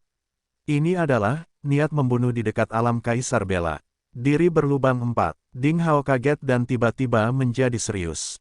Indra ilahinya mengirimkan gambar itu ke kepalanya. Itu adalah pedang besar yang terbakar dengan amukan api. Itu meledak dari puncak gunung yang jauh dengan keganasan yang tak tertandingi. Seolah-olah Kaisar Bela Diri benar-benar muncul dan bergegas ke arahnya seperti kilat. Sial, apakah itu benar-benar senjata dengan niat bertarung dan ki spiritual di alam Kaisar Bela Diri? Evil Moon bertanya dan menggigil. "Kamu benar-benar pembawa sial," kata Ding Hao, dan ekspresi wajahnya berubah drastis. Dia menyalurkan ki di tubuhnya dengan liar dan menghindar dengan cepat ke sisi lain. Senjata jenis ini sangat kuat. Itu jauh lebih menakutkan daripada para master seperti Song Ke, Demon Royal Butianjue, dan Demonic Bear Emperor di bawah alam 2 lubang. Sangat mustahil baginya untuk melawan dan menyegelnya. Ding Hao hanya bisa menggendong Ji Yingqi di punggungnya dan segera melarikan diri. Ledakan, kekuatan yang kuat dan tak tertandingi melintas di sisi Ding Hao. Kekuatan mengerikan itu langsung membuat kawah besar di tempat Ding Hao baru saja berdiri. Segala jenis pedang dan pedang yang patah hancur berkeping-keping menjadi potongan-potongan logam dan meledak tertiup angin.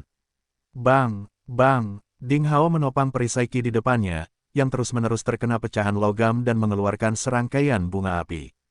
Seolah-olah dia sedang menghadapi serangan puluhan ahli pada saat bersamaan. Ding Hao tidak punya waktu untuk berpikir dengan benar saat dia langsung menghindar lagi.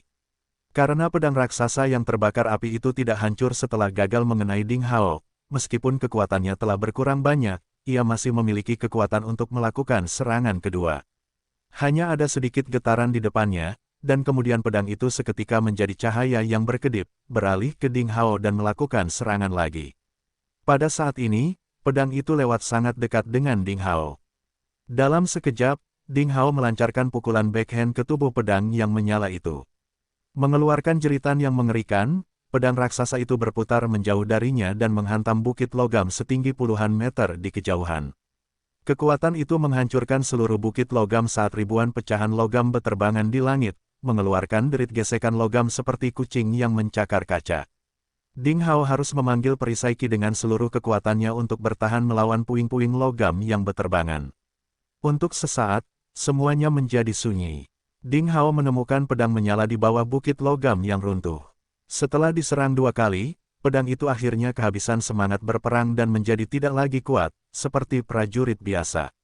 Sinar merah cemerlangnya dengan cepat memudar, dan kemudian pedang itu menjadi berkarat dan tua, pecah menjadi beberapa bagian. Ketika Ding Hao melihatnya lagi, medan di sekitarnya telah berubah total karena 2 serangan mengerikan yang tiba-tiba ini. Bukit logam itu runtuh dan menjadi kawah yang dalam. Ding Hao merasa lega. Di saat yang sama, dia sangat berhati-hati. Bukit-bukit itu lebih berbahaya dari yang dia duga.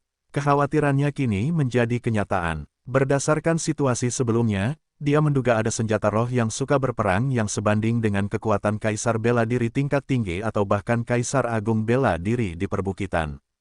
Hanya pedang raksasa yang menyala-nyala dengan kekuatan Kaisar Bela Diri dengan 4 lubang yang membuatnya berada dalam kekacauan yang mengerikan.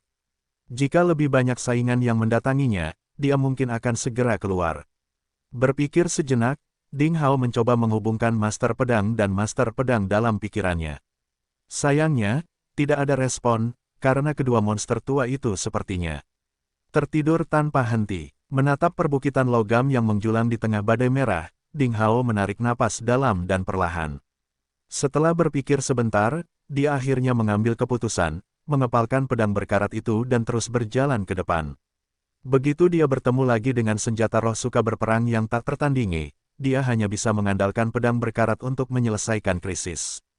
Untungnya, tidak ada perubahan sebelum malam tiba. Menjelang tengah malam, badai merah yang tak berujung akhirnya berhenti. Lapisan awan perlahan memudar, dan bulan merah muncul di langit. Di perbukitan logam, bulan tampak lebih besar dan bulat dibandingkan di dataran.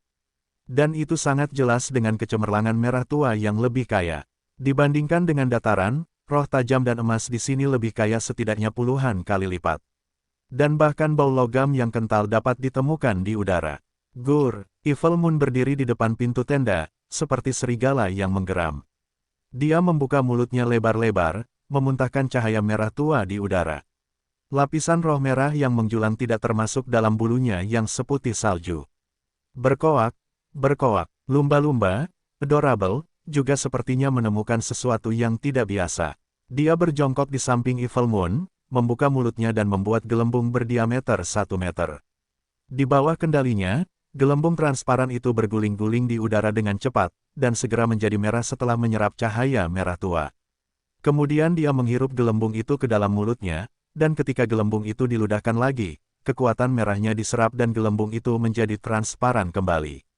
Bolak-balik, dia menyerap cahaya merah tua dengan cara ini. Setelah Ding Hao membantu Ji Yingqi menetap, dia mulai berlatih lagi. Saat 6 pedang raksasa, seperti pedang pemotong bulan, dimasukkan ke dalam puing-puing pedang yang patah, tulisan di badan pedang menyerap cahaya merah tua. Mengambang dengan tenang di samping Ding Hao, pedang berkarat itu tampak mencemooh segalanya dan mengabaikan cahaya merah tua yang mengelilinginya. Ding Hao menampilkan kekuatan mendalam dari awal inside the body dan menyerap cahaya merah tua di udara dengan kecepatan penuh. Rupanya, Ding Hao memiliki tingkat penyerapan tercepat di antara semua orang. Cahaya merah tua itu seperti ikan paus panjang yang menyerap air, membentuk topan merah besar. Sama seperti awan corong, topan menyelimuti Ding Hao di dalamnya. Setiap sinar merah cemerlang menembus tubuh Ding Hao seperti cairan. Ketika dia melakukan keterampilan sihir dengan seluruh kekuatannya, tubuh Ding Hao tampak semurni batu giok, tanpa cacat atau kotoran di tubuhnya, seperti manusia batu giok hampir transparan yang diukir dari batu giok suet. Diserang oleh cahaya merah tua, setiap pembuluh darah dan setiap saluran meridian di tubuhnya terpantul dengan jelas. Dari kejauhan, pembuluh darah dan saluran meridian itu tampak seperti benang sutra berdarah, menutupi tubuhnya dengan rapat. Saat jantung Ding Hao berdetak, meridian merah ini melebar dan berkontraksi seolah-olah bisa bernapas. Ding Hao benar-benar memasuki keadaan hampa. Dia sepenuhnya melupakan dirinya sendiri. Pada saat ini, dia tidak menyadari pedang berkarat yang melayang diam-diam di sekelilingnya. Sesuatu terjadi padanya, sedikit kilau perak secara bertahap bersinar melalui celah-celah karatnya. Kekuatan yang tidak bersuara dan tidak bergejolak meledak seperti radiasi nuklir. Kekuatannya cukup aneh, itu seperti tekanan antara dua spesies yang sama. Ding Hao tampaknya tidak merasakan kekuatan ini, tetapi semua pedang patah dan pecahan logam yang berada sekitar 1000 meter bergetar dengan lembut, berjatuhan dengan ritme misterius dan mengeluarkan sedikit gesekan logam seolah-olah seorang punggawa sedang memuja rajanya. Ji Yingqi duduk diam di depan pintu tenda, melihat semuanya dengan heran. Dia memegang buklet bersampul benang di tangannya. Seiring berlalunya waktu, satu malam lagi berlalu dalam sekejap mata. Di pagi hari kedua, setelah bulan merah menghilang dari langit, badai logam yang mengerikan muncul kembali. Terdengar auman monster dan setan di kejauhan. Pecahan-pecahan logam di sekitarnya mulai beterbangan tertiup angin liar dan saling bertabrakan. Ding Hao dan rekan-rekannya mulai bergerak maju lagi. Setelah mereka berjalan beberapa saat, hal yang paling mengkhawatirkan Ding Hao terjadi. Tiba-tiba terdengar suara ledakan. Bumi bergetar dan gunung-gunung bergoyang. Setengah mil jauhnya, bukit pedang patah setinggi ratusan meter tiba-tiba runtuh. Di tengah suara keras, banyak pecahan pedang yang meledak ke segala arah seperti belalang yang berlebihan menyerang sekaligus. Sinar cahaya perak terang naik ke langit, dan busur indah dan misterius muncul di kehampaan. Kecemerlangan perak terang ini memotong suara gemuruh di kejauhan, dan memisahkan badai merah. Antara langit dan bumi, ruang hampa selebar puluhan meter terbuka, mencekik Ding Hao. Sial, wajahnya berubah karena terkejut. Dia tidak akan pernah bisa mengalahkan kekuatan seperti itu, yang merupakan kekuatan kaisar bela diri di tingkat tertinggi. Kecemerlangan perak itu adalah senjata roh yang suka berperang dengan kekuatan kaisar bela diri di tingkat tertinggi.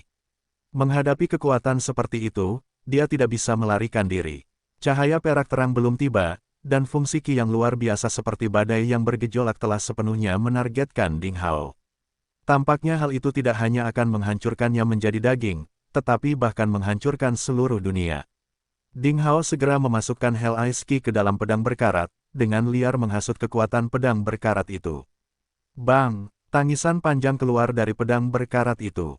Bagaikan pulihnya semangat tidur, karat itu mulai rontok dan berubah menjadi lampu merah yang beterbangan. Dengan kilatan cahaya perak, nafas, seolah-olah yang maha tinggi telah datang, perlahan mengalir dari pedang berkarat itu. Kemudian cahaya perak yang hampir mencapai dahi Ding Hao tiba-tiba berhenti. Cahaya peraknya meredup, menampakkan tampilan aslinya, itu hanyalah pedang giok kecil yang sederhana, seolah-olah itu adalah mainan anak-anak. Ada dua tanda prasasti yang tidak bisa dijelaskan berkedip di badan pedang. Bentuknya bahkan sedikit lucu, bahkan bilah di kedua sisinya tidak tajam sama sekali. Ini menyampaikan gelombang keinginan yang samar-samar, dengan sedikit keraguan dan sedikit ketakutan. Ia dengan patuh menyembunyikan kekuatan mengerikannya untuk menghancurkan dunia, perlahan melayang di dekat dahi Ding Hao. Bisakah pedang berkarat itu menahan pedang giok yang memiliki semangat suka berperang ini? Saat kilatan petir melintas di benaknya, Ding Hao langsung mengerti apa yang telah terjadi. Jejak kekuatan tertinggi mengalir keluar dari pedang berkarat itu. Meski sangat lemah, hal itu membuat pedang giok kecil ini terancam, atau tidak terancam, ditaklukkan, lebih tepatnya. Sama seperti binatang iblis tingkat rendah yang bertemu dengan raja yang lebih mulia, ia tidak dapat melakukan perlawanan sedikit pun dan sepenuhnya ditekan. Itu melayang di dekat dahi Ding Hao dan tidak berani bergerak. Ibarat seorang tawanan yang melanggar keagungan raja, ia menunggu hukuman dari pedang berkarat itu. Tanpa ragu-ragu, Ding Hao menggigit jarinya dan memicu roh di tubuhnya. Dia menuliskan 4 karakter tulisan di tubuh pedang giok. Di penjara sendiri, Ding Hao mencoba yang terbaik untuk memobilisasi indera ilahinya, menghubungkan roh langit dan bumi, dan menganugerahi roh dengan 4 karakter kehendak. Dia ingin menekan kekuatan pedang giok dengan tulisan ini dan mencoba menyegelnya. Pada awalnya, dia menderita karena perlawanan dari pedang giok. Tulisan tangan merah tua itu tidak bisa benar-benar jatuh ke pedang, tapi melayang di atas pedang dan tidak bisa jatuh. Pada akhirnya, ketika pedang berkarat itu perlahan mendekati pedang berwarna giok itu, pedang itu tidak lagi melawan. Ketika 4 karakter Cina untuk self-imprison akhirnya jatuh sepenuhnya pada pedang berwarna giok, kekuatan aneh meresap, dan pedang itu meredup sepenuhnya.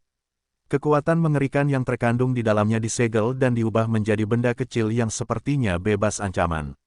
Ding Hao akhirnya menghela nafas lega dan mengamatinya dengan cermat di tangannya. Pedang berwarna giok ini panjangnya kurang dari 3 inci dan warnanya sempurna dan putih.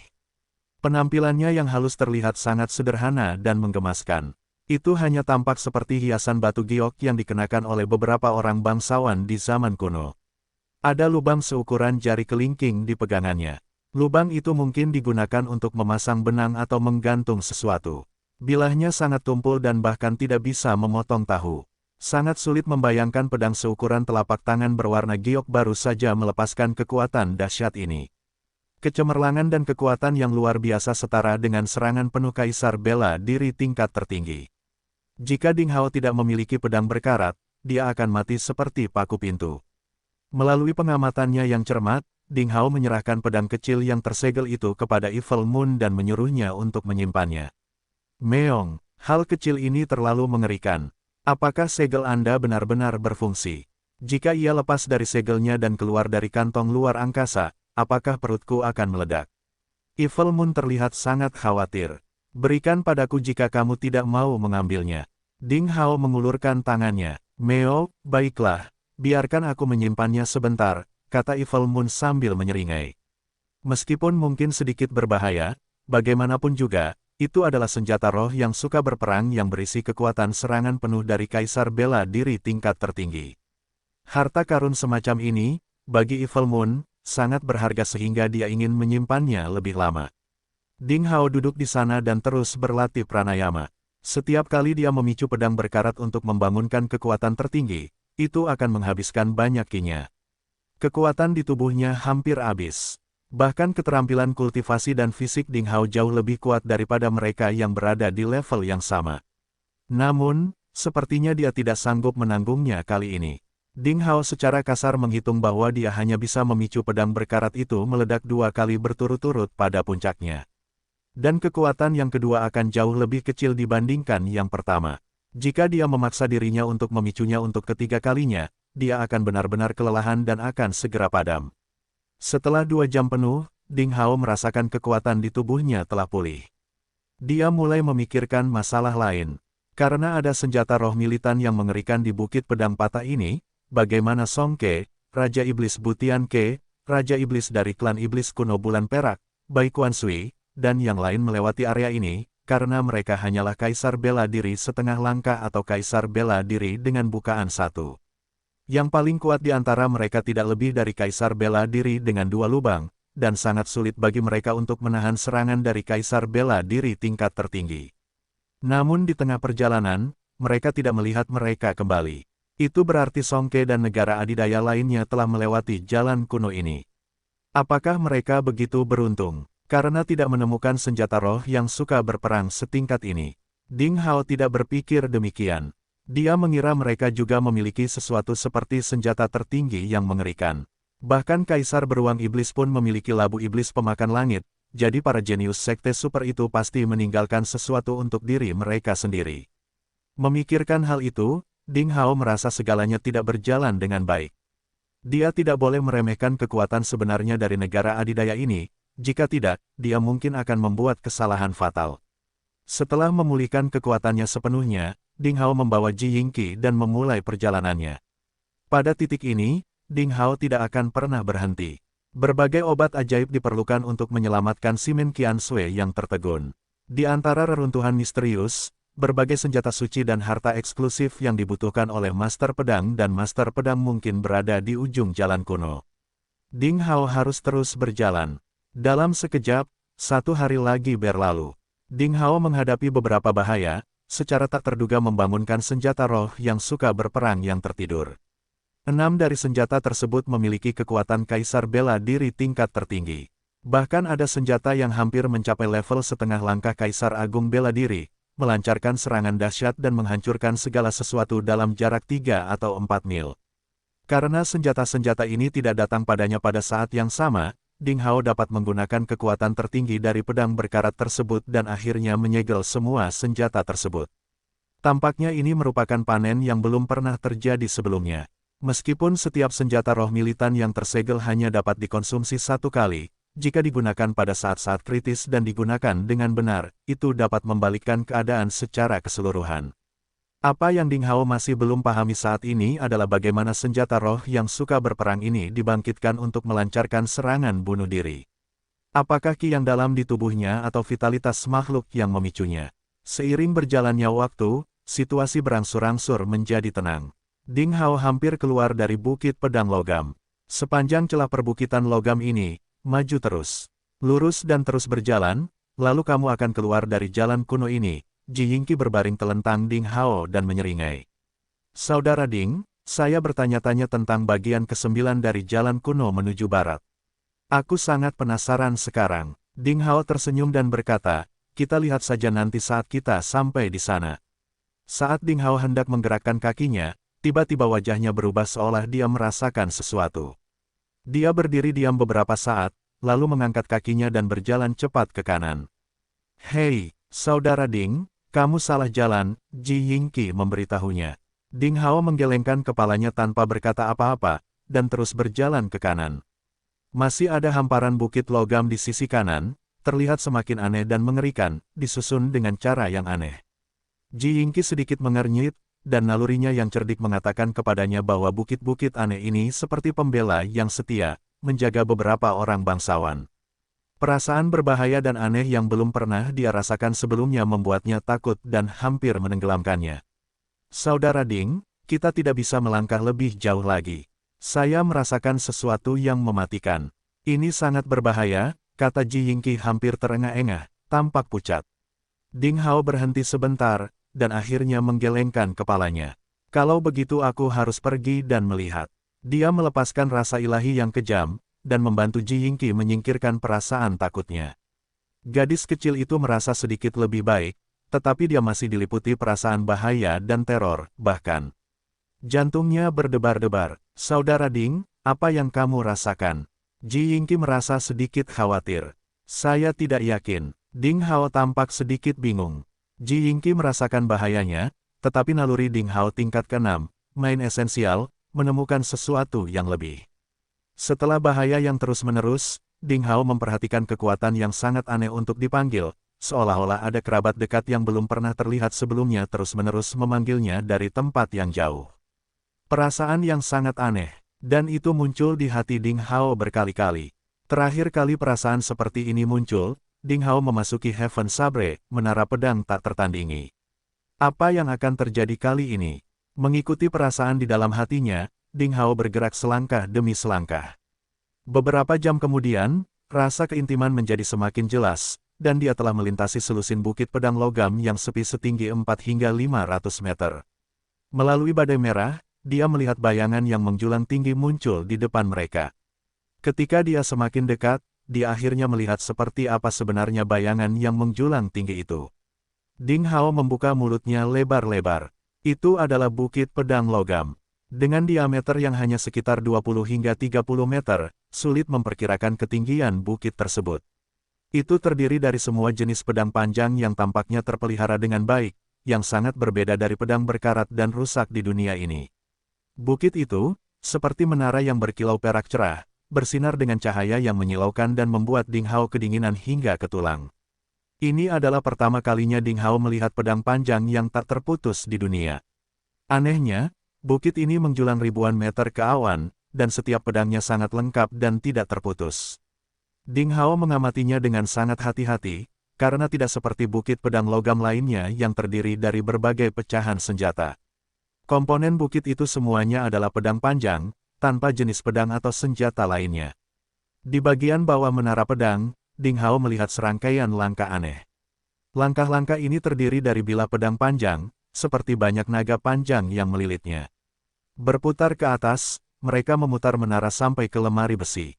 Perasaan yang samar-samar terhubung ini datang dari atas menara. Setelah Ding Hao berpikir sejenak, dia menggendong Ji Yingqi dan mulai menaiki tangga pedang. Di tangga menara, tekanan hukum langit dan bumi kuno bahkan lebih besar lagi. Setelah mendaki kurang dari 20 meter, Ding Hao merasa seperti sedang membawa gunung raksasa, dan langkahnya menjadi berat. Dia harus mengatur nafasnya secara perlahan untuk menjaga tubuhnya dalam kondisi terbaik, lalu melanjutkan perjalanan. Jika ada hal yang tidak terduga, Ding Hao memegang pedang berkarat itu erat-erat di tangannya. Seluruh pendakian itu panjang dan sulit. Bahkan dengan kekuatan fisiknya, Ding Hao harus duduk bersila di tangga pedang panjang setiap setengah jam, mengatur napas dan memulihkan kekuatannya. Dalam prosesnya, Ding Hao juga harus merawat Ji Yingqi dan kedua hewan peliharaannya. Dia sempat berpikir untuk menempatkan mereka bertiga di kaki bukit. Namun mengingat dunia ini terlalu berbahaya, pada akhirnya dia tidak melakukan itu. Ding Hao tidak bisa membiarkan tragedi terjadi lagi pada Ji Yingqi. Keringat terus turun dari wajahnya. Keringatnya membasahi tangga di bawah kakinya. Ding Hao basah kuyup, seolah baru saja dikeluarkan dari air. Seluruh tubuhnya basah oleh keringat yang menguap seperti lapisan kabut putih di sekelilingnya. Dia harus tetap mengaktifkan perisai Qi-nya.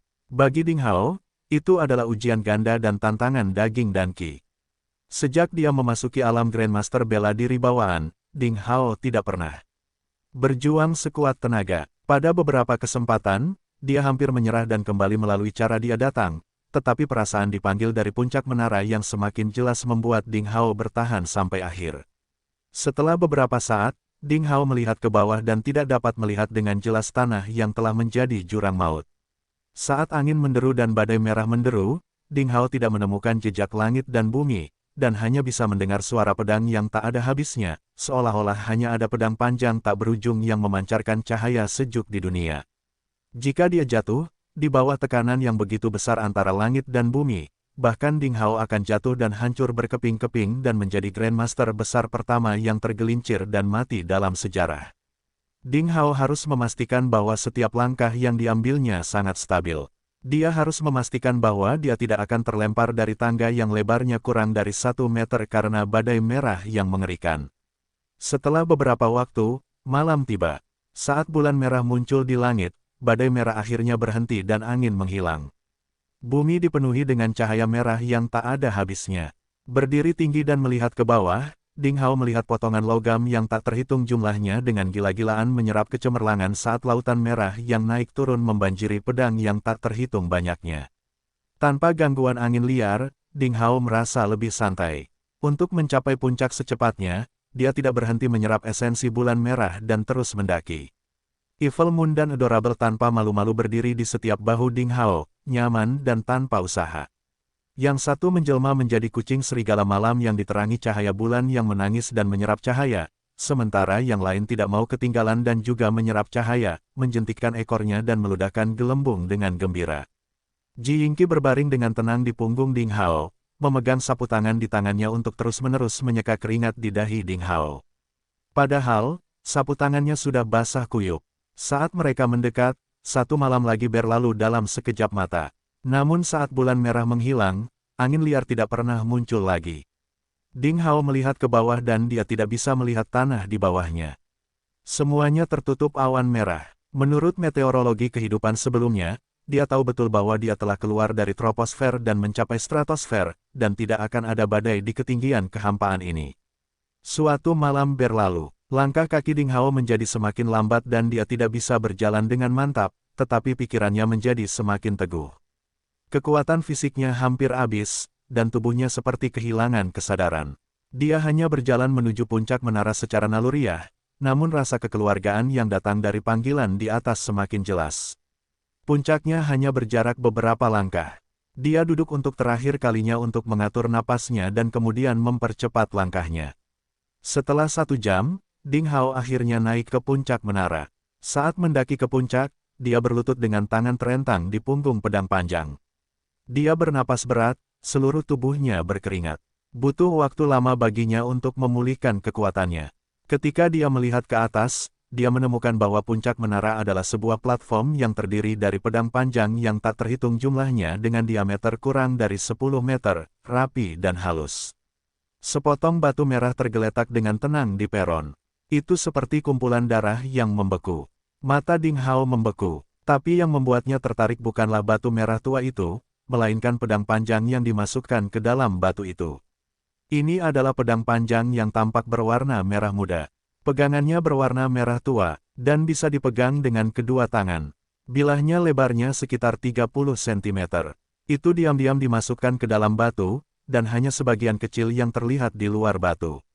Roh iblis yang samar-samar tak terlukiskan terpancar dari pedangnya, dan sedikit cahaya berdarah jelas bersinar di sekitar pedangnya. Rasa kekeluargaan yang samar-samar terhubung baru saja datang dari pedang ajaib ini. Pada saat itu, pedang tersebut memberi Ding Hao ilusi bahwa ia telah menanggung kesengsaraan selama jutaan tahun. Itu hanya berbaring di sana untuk menunggunya. Suatu kekuatan melonjak dalam dirinya. Ding Hao tanpa sadar melangkah maju dan pergi ke batu merah tua, meraih gagang pisau ajaib. Pada saat ini, bas, pedang berkarat, yang telah terdiam beberapa saat, tiba-tiba bergetar hebat di tangan kanan Ding Hao. Getaran yang belum pernah terjadi sebelumnya ini membuat pergelangan tangan Ding Hao sangat mati rasa dan dia hampir tidak mampu menahannya. Pada akhirnya, pedang berkarat itu akhirnya lepas dari kendali Ding Hao. Itu berubah menjadi cahaya yang mengalir dan terbang keluar dari tangannya. Tanpa dorongan ki, karat di atasnya secara otomatis rontok, memperlihatkan tubuh sempurna seperti batu giok dan melepaskan cahaya tak berujung. Pedang itu benar-benar bangkit kembali, dan semacam kekuatan mengerikan yang kuat dan tak terlukiskan dilepaskan dari pedang itu seolah-olah itu adalah dominasi dunia ini. Lampu perak bersinar di sekelilingnya. Suasana misteri menyebar. Saat ini, hal luar biasa terjadi. Hampir di saat yang sama, semua pedang patah di bagian ke-9 jalan kuno arah barat mulai memberikan respon seolah-olah mereka menanggapi pedang berkarat, yang tiba-tiba menjadi gila, dan ada juga gelombang suara nyanyian pedang. Suaranya seperti tangisan naga. Antara langit dan bumi, berbagai pedang patah perlahan melayang. Ding Hao sangat terkejut sehingga dia tidak percaya apa yang terjadi. Sejak dia mengambil pedang berkarat ini di tempat sampah di bawah tebing, dia belum pernah menghadapi situasi seperti ini. Pedang berkarat itu tidak senyap dulu, dan ia mengambil inisiatif untuk melepaskan kekuatan menakutkan yang mengandung kekuatan para dewa. Apakah sudah pulih sepenuhnya? Kekuatan ini sungguh mengerikan. Tampaknya pedang berkarat itu bisa menghancurkan dunia kecil hanya dengan satu pukulan. Tapi Ding Hao bisa merasakan bahwa kekuatan pedang berkarat, kurang lebih, melindunginya. Jika tidak, dengan kekuatannya, yang hampir melampaui supremasi, hanya dengan sedikit jejak, dia akan berubah menjadi abu tanpa kesulitan. Pedang berkarat itu mengerahkan kekuatan dan menyerang pedang ajaib itu. Sebelum Ding Hao mengetahui apa yang terjadi, pedang ajaib di batu merah juga tampak kesal dan bergetar hebat. Dengan suara yang nyaring, ia langsung menjadi hidup. Dentang, di tengah deritan benturan logam, pedang ajaib itu perlahan-lahan melepaskan diri dari batu merah tua dan menunjukkan bentuk aslinya. Ding Hao sangat dekat dengannya, jadi dia pertama kali melihat keseluruhan gambar pedang ajaib itu. Yang mengejutkannya, pedang ajaib itu tidak utuh. Itu rusak, hanya 2/3 yang tersisa, sedangkan 1/3 sisanya hilang. Patahnya tidak lengkap, dan sebagian ujung bilahnya juga hilang. Ini adalah pedang patah tanpa ujungnya. Anehnya, bukan hanya badan pedangnya saja yang patah. Bahkan sisa bilah yang menempel pada gagangnya halus, namun juga sobek dan retak. Dia bisa melihat melalui celah yang terlihat jelas di tubuhnya. Di antara celah-celah itu, hanya ada noda merah seperti karat yang menempel, seolah-olah akan hancur jika disentuh sedikit pun atau karena hembusan angin. Tapi kekuatan yang keluar dari pedang yang patah itu sungguh menakjubkan. Ding Hao dengan jelas melihat bahwa setelah bilahnya terlepas dari batu, serangkaian prasasti seperti api muncul di bilah yang patah. Dia segera menyadari bahwa noda merah, yang tidak membelah dan menghubungkan pedang ajaib, adalah prasasti. Ketika prasasti itu menyala secara ekstrim, lapisan tipis tirai berdarah muncul, samar-samar berubah menjadi pedang pertempuran merah tua. Seperti kelahiran iblis, pedang ajaib ini segera mengeluarkan kekuatan tertinggi melawan pedang berkarat itu. Saat cahaya merah menyebar, badai merah di seluruh dunia berhenti. Semua pecahan logam, seolah-olah mendengar panggilan rajanya, juga perlahan melayang, samar-samar berkumpul menuju menara seperti ziarah. Ding Hao merasa sangat bingung dengan apa yang dilihatnya. Pedang berkarat dan pedang ajaib berdiri saling berhadapan, seolah-olah ada dua supremasi yang berdiri sejajar satu sama lain. Pedang patah di jalan kuno dan bahkan seluruh dunia bergetar dan bergumam dengan keras. Lapisan nafas tak terlihat meletus dari pedang berkarat dan pedang ajaib, mengalir ke segala arah seperti badai yang mengamuk dan memicu gelombang udara seperti bulu untuk menutupi seluruh dunia. Langit, bumi, dan bahkan penghalang luar angkasa mulai bergetar. Jelas sekali, mereka sepertinya tidak lagi mampu menahan kekuatan yang telah dilontarkan oleh sepasang pedang ini dan dapat runtuh kapan saja. Namun, kedua pedang ini takut menyakiti Ding Hao dan tidak menyentuhnya. Kekuatan yang dikeluarkan oleh mereka bahkan dapat menghancurkan semua makhluk dan ahli kaisar bela diri dan kaisar agung bela diri di dunia, membuat dunia bergetar. Tapi itu tidak mempengaruhi Ding Hao sama sekali. Kamu, Ding Hao hendak mengatakan sesuatu. Lalu, wow, berdengung. Pedang berkarat dan pedang ajaib langsung berubah menjadi dua cahaya yang mengalir, membubung ke langit dan langsung menembus kehampaan. Mereka membelah penghalang ruang angkasa, dan meninggalkan celah yang mengejutkan di sana. Kedua pedang itu bertempur dan menyerang satu sama lain dengan keras, lalu menghilang tanpa jejak. Namun, kekuatan mereka belum hilang di dunia ini. Di dunia pedang patah ini, semua senjata masih bergetar dan berduka. Ding Hao menatap kosong ke langit saat pikirannya menjadi kosong. Samar-samar dia merasa bahwa ini bukan pertama kalinya pedang berkarat dan pedang ajaib bertemu, dan ada perasaan deja vu yang mengejutkan. Apakah ada keluhan di antara mereka? Apakah ada cerita yang terjadi sejak lama? Menit-menit berlalu. Dalam sekejap, setengah hari berlalu. Ding Hao duduk bersila di puncak menara, mengatur napasnya, tetapi tiba-tiba perasaan cemas menguasai dirinya. Pedang berkarat adalah kartu truf terbesarnya. Selain kekuatannya yang mengerikan, itu juga merupakan senjata dan partner pertama yang dia lihat sejak dia melakukan perjalanan ke dunia ini. Jika dia kehilangannya, dia akan menyesal seperti kehilangan seorang teman lama. Ding Hao menatap ke langit. Semuanya berwarna biru. Namun, jika dilihat lebih dekat, akan ditemukan sesuatu seperti jeli yang bergetar. Ia terus-menerus mengembang, berkontraksi, dan bergetar, seolah-olah ada kekuatan yang sangat menakutkan. Tampaknya itu datang dari sisi lain penghalang ruang angkasa atau ruang kosmik jauh di atas lemari besi, bertabrakan satu sama lain secara drastis. Saat malam tiba, pedang berkarat dan pedang ajaib masih belum terlihat. Kini bulan merah muncul. Ding Hao harus lebih bersabar. Dia duduk di puncak menara dan menyerap esensi bulan merah untuk melelehkan tubuhnya sendiri. Saat ini, Ding Hao melihat dirinya sendiri, dan dia tiba-tiba dikejutkan oleh kesehatannya yang buruk. Sebelumnya, pikirannya tertuju pada pedang ajaib, jadi dia tidak mengamati dirinya sendiri dengan cermat dan tidak menemukannya. Saat ini, ia menemukan bahwa setelah susah payah memanjat menara, kekuatan fisiknya hampir terkuras dan ia telah mencapai batas potensinya. Saat dia dengan sabar mengatur napasnya sekarang, dia tidak merasakan apapun selain rasa sakit dan mati rasa. Ini adalah tanda kelelahan total. Ki di dalam dirinya hampir terkuras seperti dasar sungai yang kering. Di dantian bagian bawah di perut dan dantian tengah di dada, hanya kisit yang bergoyang dan berkilauan seolah kobaran api mengeluarkan cahaya redup dan bisa padam kapan saja. Ding Hao dengan lembut menghembuskan udara kotor dan mulai melakukan metode pertarungan tak terkalahkan, memulihkan seluruh kekuatannya. Dengan pemicunya, benih ki es neraka dan benih ki api surga akhirnya mulai pulih. Cahaya redup menjadi lebih terang. Setelah beberapa saat, kisit juga menjadi berkilau dan sebening kristal. Tampilannya yang bulat dan penuh membuatnya tampak berubah dari wujud cair menjadi padat. Ketika Ding Hao melihat lebih dekat, dia menemukan bola berbentuk inti seukuran beras di inti terdalam dari dua benih ki. Kedua benih ki terus-menerus terbagi menjadi kekuatan dalam cair yang tak ada habisnya, seperti aliran sungai yang deras, bersiul ke saluran meridian. Saluran meridian yang telah mengering seperti dasar sungai yang retak dilembabkan oleh ki cair yang lebih murni ini, segera memulihkan vitalitasnya, dan menjadi lebih lebar dan halus. Ini adalah perubahan mencolok yang disebabkan oleh tekanan ekstrim, yang jauh lebih kuat daripada dampak budidaya biasa. Ding Hao bahkan dapat dengan jelas merasakan bahwa setiap kali Qi di tubuhnya melewati sebuah celah, sepertinya terjadi ledakan besar seolah-olah sebuah planet terbentuk dalam sekejap. Sama seperti benih Qi sebelumnya, nodul Qi seukuran beras muncul di tengah-tengah setiap lubang, mengandung kekuatan luar biasa. Ding Hao masih tidak tahu cara kerja simpul padat seperti itu. Tapi itu tidak akan pernah menjadi hal yang buruk. Setelah Qi melewati celah terkondensasi terakhir, dampak kuatnya tidak pernah berkurang. Ding Hao hanya memandu dampak ini dan mencapai celah baru. Hampir dalam sekejap, bukaan keempat Tiantai, dalam, kitab ke-6 Futs Minor yang langsung terbuka.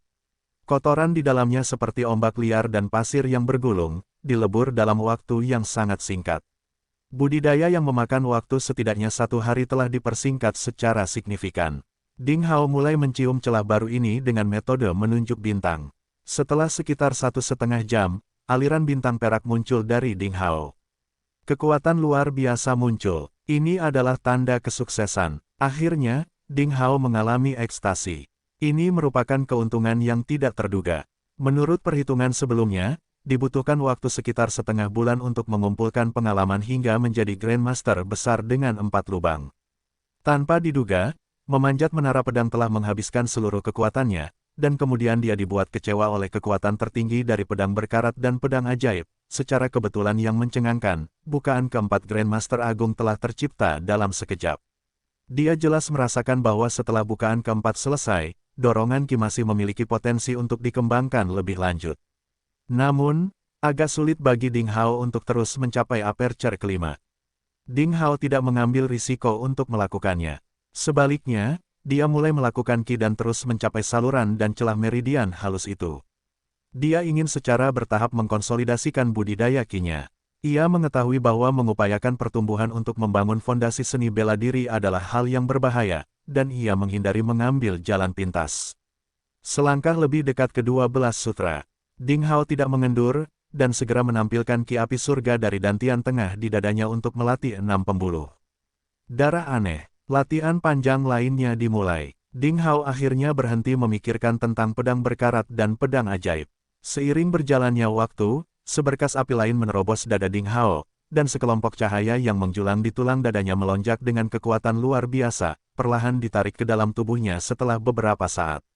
Budidaya Qi dantian tengah di dadanya akhirnya masuk ke ranah Grandmaster Agung dengan 4 lubang. Ding Hao perlahan menarik diri dari keadaan hampa dan menghembuskan udara kotor. Qi di tubuhnya berangsur-angsur menjadi tenang, bekerja di saluran meridian dan lubang masing-masing dalam ritme yang tetap dan berputar setiap hari.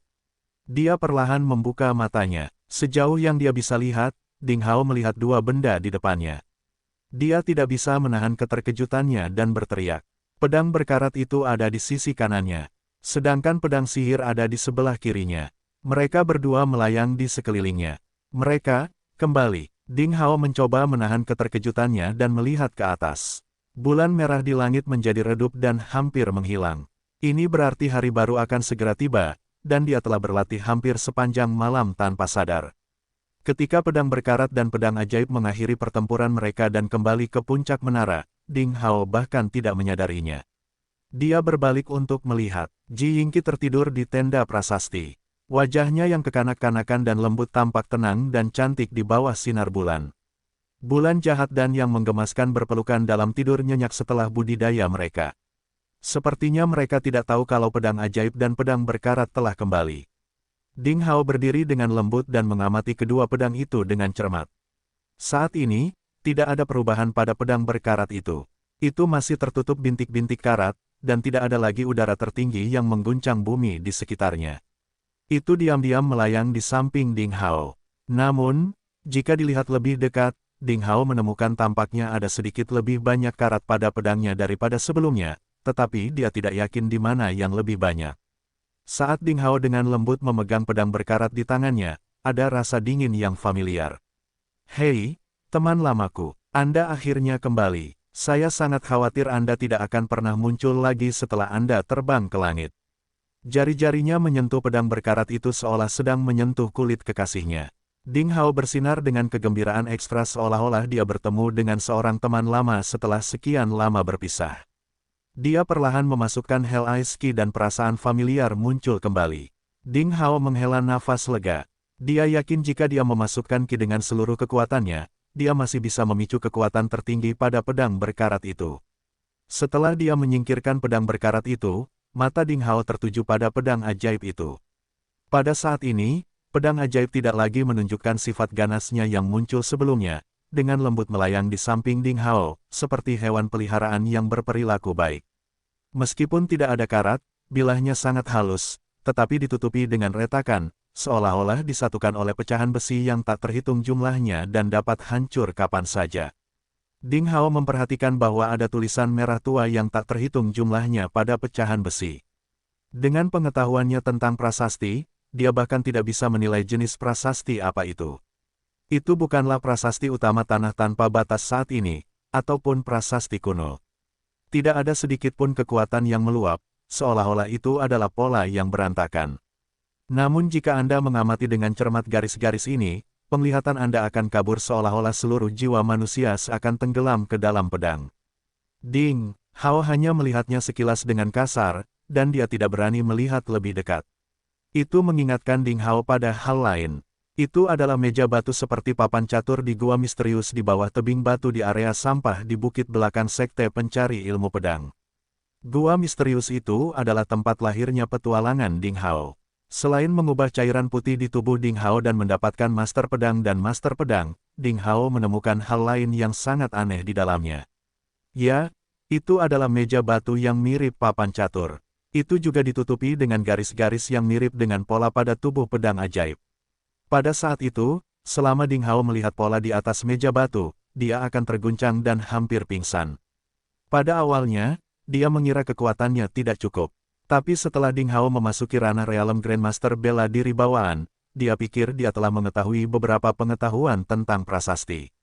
Dia memang mengunjungi gua misterius itu berkali-kali, tetapi setiap kali dia menatap pola aneh itu, dia merasa sangat pusing. Dan dua monster tua, Master Pedang dan Master Pedang, juga tetap diam di atas meja batu ini, jadi Ding Hao samar-samar memahami bahwa garis misterius di atas meja sebenarnya adalah keberadaan yang sangat menakutkan, yang tidak dapat ditembus olehnya. Garis-garis pada bilah pedang ajaib yang patah sekarang memberi Ding Hao perasaan yang sama seperti pola di meja batu misterius. Apakah tulisannya sama? Saat Ding Hao bertanya-tanya, dia tiba-tiba mengulurkan tangan untuk mengejar gagang pedang ajaib. Dia merasa seolah-olah sedang memegang bongkahan magma panas. Selain itu, tidak ada tanggapan. Pedang ajaib yang mengeluarkan kekuatan tertinggi yang sama dengan pedang berkarat tampak sangat sunyi saat ini. Ketika benda itu kembali ke tangan Ding Hao, tidak ada lagi rasa jijik yang muncul. Ding Hao tidak tahu apakah itu ilusi, dan dia bahkan samar-samar merasa bahwa pedang ajaib ini seperti makhluk hidup, jadi dia bersorak dengan suara rendah. Dia akhirnya mendapat kesempatan untuk mengamati pedang ajaib ini dari dekat. Gagang merah tua ini sebesar telur bebek, ditutupi benang aneh. Ding Hao tidak tahu terbuat dari bahan apa. Dia merasa luar biasa saat berpegangan tangan. Itu mengeluarkan panas yang luar biasa, tapi itu membuat Ding Hao sangat nyaman. Bilahnya lebarnya lebih dari 30 cm, dan panjang gagangnya sekitar 1 hingga 5 meter. Seluruh tubuh pedang itu berwarna merah tua. Satu-satunya potongan pedang yang tersisa sangat patah, bahkan bilahnya pun berkeping-keping, seolah-olah akan pecah menjadi puluhan bagian kapan saja. Dentang, Ding Hao menjentikkan pedangnya. Suaranya panjang, mantap dan lembut, sangat enak didengar. Menurut pengalaman yang dipelajari Ding Hao dari Master Pedang dan Master Pedang, dia bahkan tidak tahu dari bahan apa pedang ini dibuat. Bahannya tampak seperti emas tetapi bukan emas, seperti besi tetapi bukan besi. Memegangnya di tangannya, Ding Hao merasa seperti sedang memegang sepotong rumput, yang ringan dan tidak berbobot. Selama dia mengayunkan pedangnya dengan lembut, gelombang udara terbelah di kedua sisi pedang, ketajaman pedang yang patah itu hampir tak terbayangkan. Pedang yang bagus, itu memang pedang yang bagus. Sayang sekali rusak dan tidak lengkap. Sulit membayangkan betapa kuatnya ketika sudah selesai. Ding Hao memuji berulang kali, dan mau tidak mau menyatukan dua jari dan menyentuh pedang dengan lembut.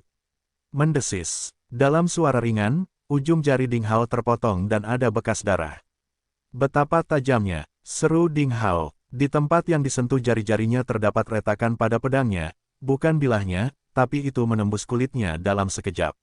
Setelah beberapa hari mengalami tempar, tubuh Ding Hao sebanding dengan ahli di alam. Kaisar bela diri dua lubang, yang hampir kebal. Bahkan senjata magis kelas atas perlu didesak oleh seorang ahli untuk memotong kulitnya. Bagian patah dari pedang ajaib itu tampaknya tebal dan tumpul, tetapi tiba-tiba memotong kulit seorang ahli di alam kaisar bela diri berlubang dua. Itu benar-benar senjata ilahi. Dengan pedang ini di tangannya, dia akan mampu menembus pertahanan para ahli di alam kaisar bela diri. Saat darah dari ujung jari Ding Hao menetes ke bilah pedang ajaib, secara bertahap menembus ke dalam bilahnya dan terserap seluruhnya. Kemudian perasaan keterhubungan sebelumnya di hati Ding Hao akhirnya menjadi lebih jelas dari sebelumnya. Itu dari pedang ajaib. Meskipun ini adalah pertama kalinya Ding Hao memegang pedang ajaib, perasaan yang tak terlukiskan membuatnya merasa seolah-olah dia akhirnya menemukan bagian dari tubuhnya sendiri. Perasaan itu hampir sama persis seperti setiap kali dia memegang pedang berkarat itu. Pedang ajaib bisa bekerja untukku. Ding Hao sangat gembira. Aku hanya tidak tahu apakah aura tertinggi yang meletus di pedang ajaib masih bertahan. Setelah mengamati dengan cermat, Ding Hao mencoba menyuntikkan ki ke dalam pedang ajaib. Karena pedang ajaib itu mengeluarkan api merah, dan atributnya adalah api, kali ini Ding Hao menjalankan ki api surga di tengah dantian dadanya. Yang mengejutkannya, pedang ajaib itu menyalurkan ki dengan sempurna. Dalam sekejap, ki api surga masuk ke dalam pedang semulus beredar di saluran ki di tubuhnya. Ledakan, dengan suntikan ki api surga, pedang ajaib telah berubah. Garis-garis aneh dan rumit pada pedang, yang tadinya gelap seperti pembuluh darah kering, tiba-tiba mulai menyala, seolah-olah darah mengalir dalam alur kecil di sepanjang garis tersebut. Segera ki memenuhi seluruh bilahnya, dan kemudian lapisan tipis api merah keluar dari bilah yang patah, secara samar-samar menyelesaikannya. Ding Hao menatap pedang di tangannya. Dengan perubahan pedang ajaib, aura tertinggi yang luar biasa kembali muncul di dunia. Semua pecahan pedang di dunia pedang patah mulai bergetar, menyerah, beribadah, dan berduka. Mereka memberi penghormatan padanya dengan rasa takut, sama seperti ketika pedang ajaib secara aktif dihidupkan kembali untuk melawan pedang berkarat. Tapi kali ini, tanpa keseimbangan kekuatan pedang berkarat, niat pedang dan ki yang tak tertandingi sepenuhnya menaklukkan segalanya. Bahkan menara pedang di bawah kaki Ding Hao, yang terdiri dari pedang panjang yang tak terhitung jumlahnya, tiba-tiba bersinar seolah-olah dewa telah turun ke dunia. Ding Hao jelas bisa merasakan sorakan gembira datang dari pedangnya. Seolah-olah naga, yang terperangkap di perairan dangkal, telah kembali ke laut, atau seolah-olah harimau, yang tersesat di dataran, telah masuk kembali ke dalam hutan. Itu adalah sorakan yang tidak mau kesepian. Itu juga merupakan kemenangan kembalinya seorang raja. Memegang pedang, sekarang Ding Hao merasa sedang memandang rendah dunia, dan tidak ada yang bisa menandinginya, tetapi perasaan itu hanya bertahan sesaat, karena dia tidak dapat menahannya. Pedang ajaib, seperti jurang maut, dengan gila-gilaan menyerap ki api surga di dalam dirinya. Dalam sekejap, Ding Hao akan menguras ki di tubuhnya, dia akan disedot hingga kering, dan ki di tengah dantian dadanya serta 6 meridian menghilang begitu cepat hingga terlihat dengan mata telanjang. Ding Hao terkejut, dia tidak berani menyiratkan sedikit pun, dan dengan cepat mengambil kembali ki-nya. Pedang ajaib itu kemudian menjadi gelap dengan sedikit keengganan. Pola merah pada bilahnya, yang tadinya sangat cemerlang, berubah menjadi coklat pucat. Tanpa kilau, pedang itu masih patah, seolah-olah disatukan oleh puluhan potong besi. Cahaya merah yang melengkapi bilahnya juga menghilang. Pedang ajaib itu kembali ke kondisi rusak dan rusak, tanpa ada kebocoran kekuatan. Rata-rata orang tidak dapat menyadari betapa luar biasa kekuatan yang dikandungnya.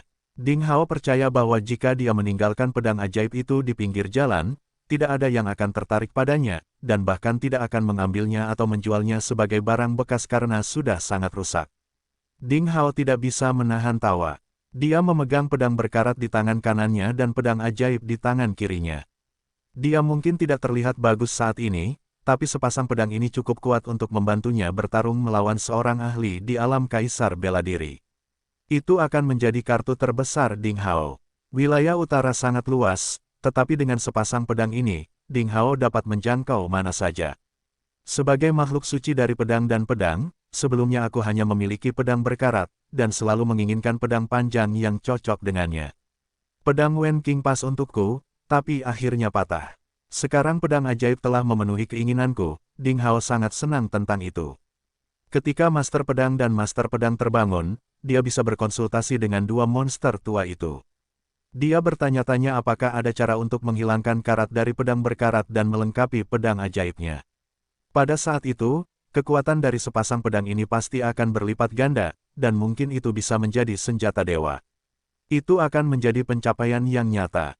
Di tengah tawa Ding Hao, Ji Yingqi terbangun dan membuka matanya. Malam yang panjang akhirnya berlalu, dan seberkas sinar matahari merah keemasan menyinari Ding Hao melalui awan di kejauhan, menutupi seluruh tubuhnya dan pedang berkarat serta pedang ajaib di tangannya dengan lapisan cahaya merah keemasan. Di puncak menara pedang ini, dia seperti iblis yang terbangun, meremehkan dunia, memancarkan cahaya suci, tak tertandingi, membuat orang lain tidak berani untuk melihatnya. Mata Ji Yingqi membelalak, dia menyaksikan dalam keadaan kesurupan. Tetapi pada saat ini, menara pedang di bawah kaki mereka tiba-tiba mulai berguncang dengan lembut, dan kemudian semakin kuat, seolah-olah akan runtuh. Evil Moon dan Meng Meng, yang tertidur lelap, terbangun. Pusing, kucing gendut itu membuka matanya dan menangis. Meong, apa yang sedang terjadi? Sial, gempa bumi, lari, semuanya. Dukun, Meng Meng langsung melompat ke punggungnya, memberi isyarat kepada Evil Moon untuk mengepakkan sayapnya dan melarikan diri. Mereka seperti orang bodoh yang tidak bisa diandalkan. Ding Hao juga terkejut. Setelah pedang ajaib itu sepenuhnya menekan sihirnya, sesuatu terjadi pada menara pedang, yang sekarang akan runtuh. Ini bukan bahan tertawaan. Kekuatan penindasan langit dan bumi di sini begitu besar sehingga bahkan jika seorang ahli di alam kaisar bela diri akan dihancurkan sampai mati, jatuh dari ketinggian di udara. Tanpa ragu-ragu, Ding Hao segera bergegas menggendong Ji Yingqi di punggungnya. Saat dia hendak turun di sepanjang tangga pedang, menara pedang mulai miring. Menara tinggi itu perlahan jatuh ke arah barat. Ding Hao hanya bisa memegang erat Ji Yingqi, menggenggam batu merah tua di atas menara pedang dengan tangannya yang lain, dan menempelkan tubuhnya di atasnya. Saat menara itu condong ke tanah, dia akan memainkannya dengan telinga. Namun yang tidak dia duga adalah bahwa jatuhnya menara tersebut tidak terjadi dengan kekerasan, melainkan mempertahankan kecepatan yang sangat lambat, seolah-olah dikendalikan oleh kekuatan yang tidak terlihat, bukan oleh gravitasi. Seluruh proses berlangsung 2 jam. 2 jam kemudian, menara aneh, yang terdiri dari banyak pedang panjang, jatuh ke tanah dengan keras. Segala macam pecahan logam beterbangan saat logam bertabrakan dan berbunyi. Banyak pedang panjang terbang dan pecah. Pada saat itu, pedang yang tak terhitung jumlahnya yang membentuk menara menyebar seperti percikan air, dan pada saat yang sama, pedang itu berubah menjadi potongan logam keperakan cerah. Tidak ada pedang yang lengkap. Ding Hao melompat ke tanah pada saat menara pedang jatuh ke tanah. Ketika dia melihat ke atas lagi, gerbang pusaran ruang ungu muncul di depan matanya.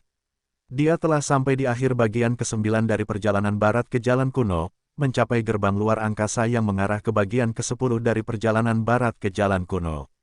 Menara pedang jatuh dan membawanya ke sini.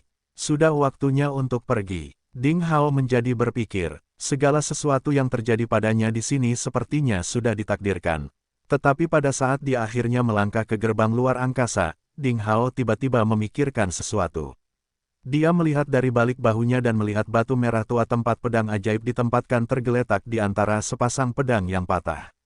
Ragu-ragu sejenak, Ding Hao meminta Evil Moon untuk membawa batu itu ke dalam kantong luar angkasa. Langit agak terang seiring fajar, dan itu tebal dengan asap. Wang Juefeng duduk di atas batu besar. Tubuhnya ditutupi perban dan darah merah merembes melaluinya. Duduk bersila, dia memanfaatkan waktu untuk memulihkan kinya. Pertarungan sengit baru saja berakhir. Ini adalah lintasan keempat bernama Emas Merah Muda dalam 7 lintasan menuju Sekte Pencari Ilmu Pedang. 6 hari telah berlalu sejak serangan terhadap gerbang pedang. Itu adalah perang terbesar antar sekte di Provinsi Salju dalam hampir 1000 tahun dan sedang memanas. Selama 6 hari terakhir, kekuatan yang dipimpin oleh sekte-sekte besar, seperti Akademi Tranquility, Sekte Bintang Jatuh, dan Sekte Leiyin, telah melancarkan lebih dari 100 serangan dalam hiruk-pikuk. Setelah membayar mahal, mereka akhirnya menaklukkan 3 jalur, termasuk gerbang pedang, kunci cahaya, dan mendekati Emas Merah Muda. Setelah malam pertempuran sengit, emas merah muda hancur.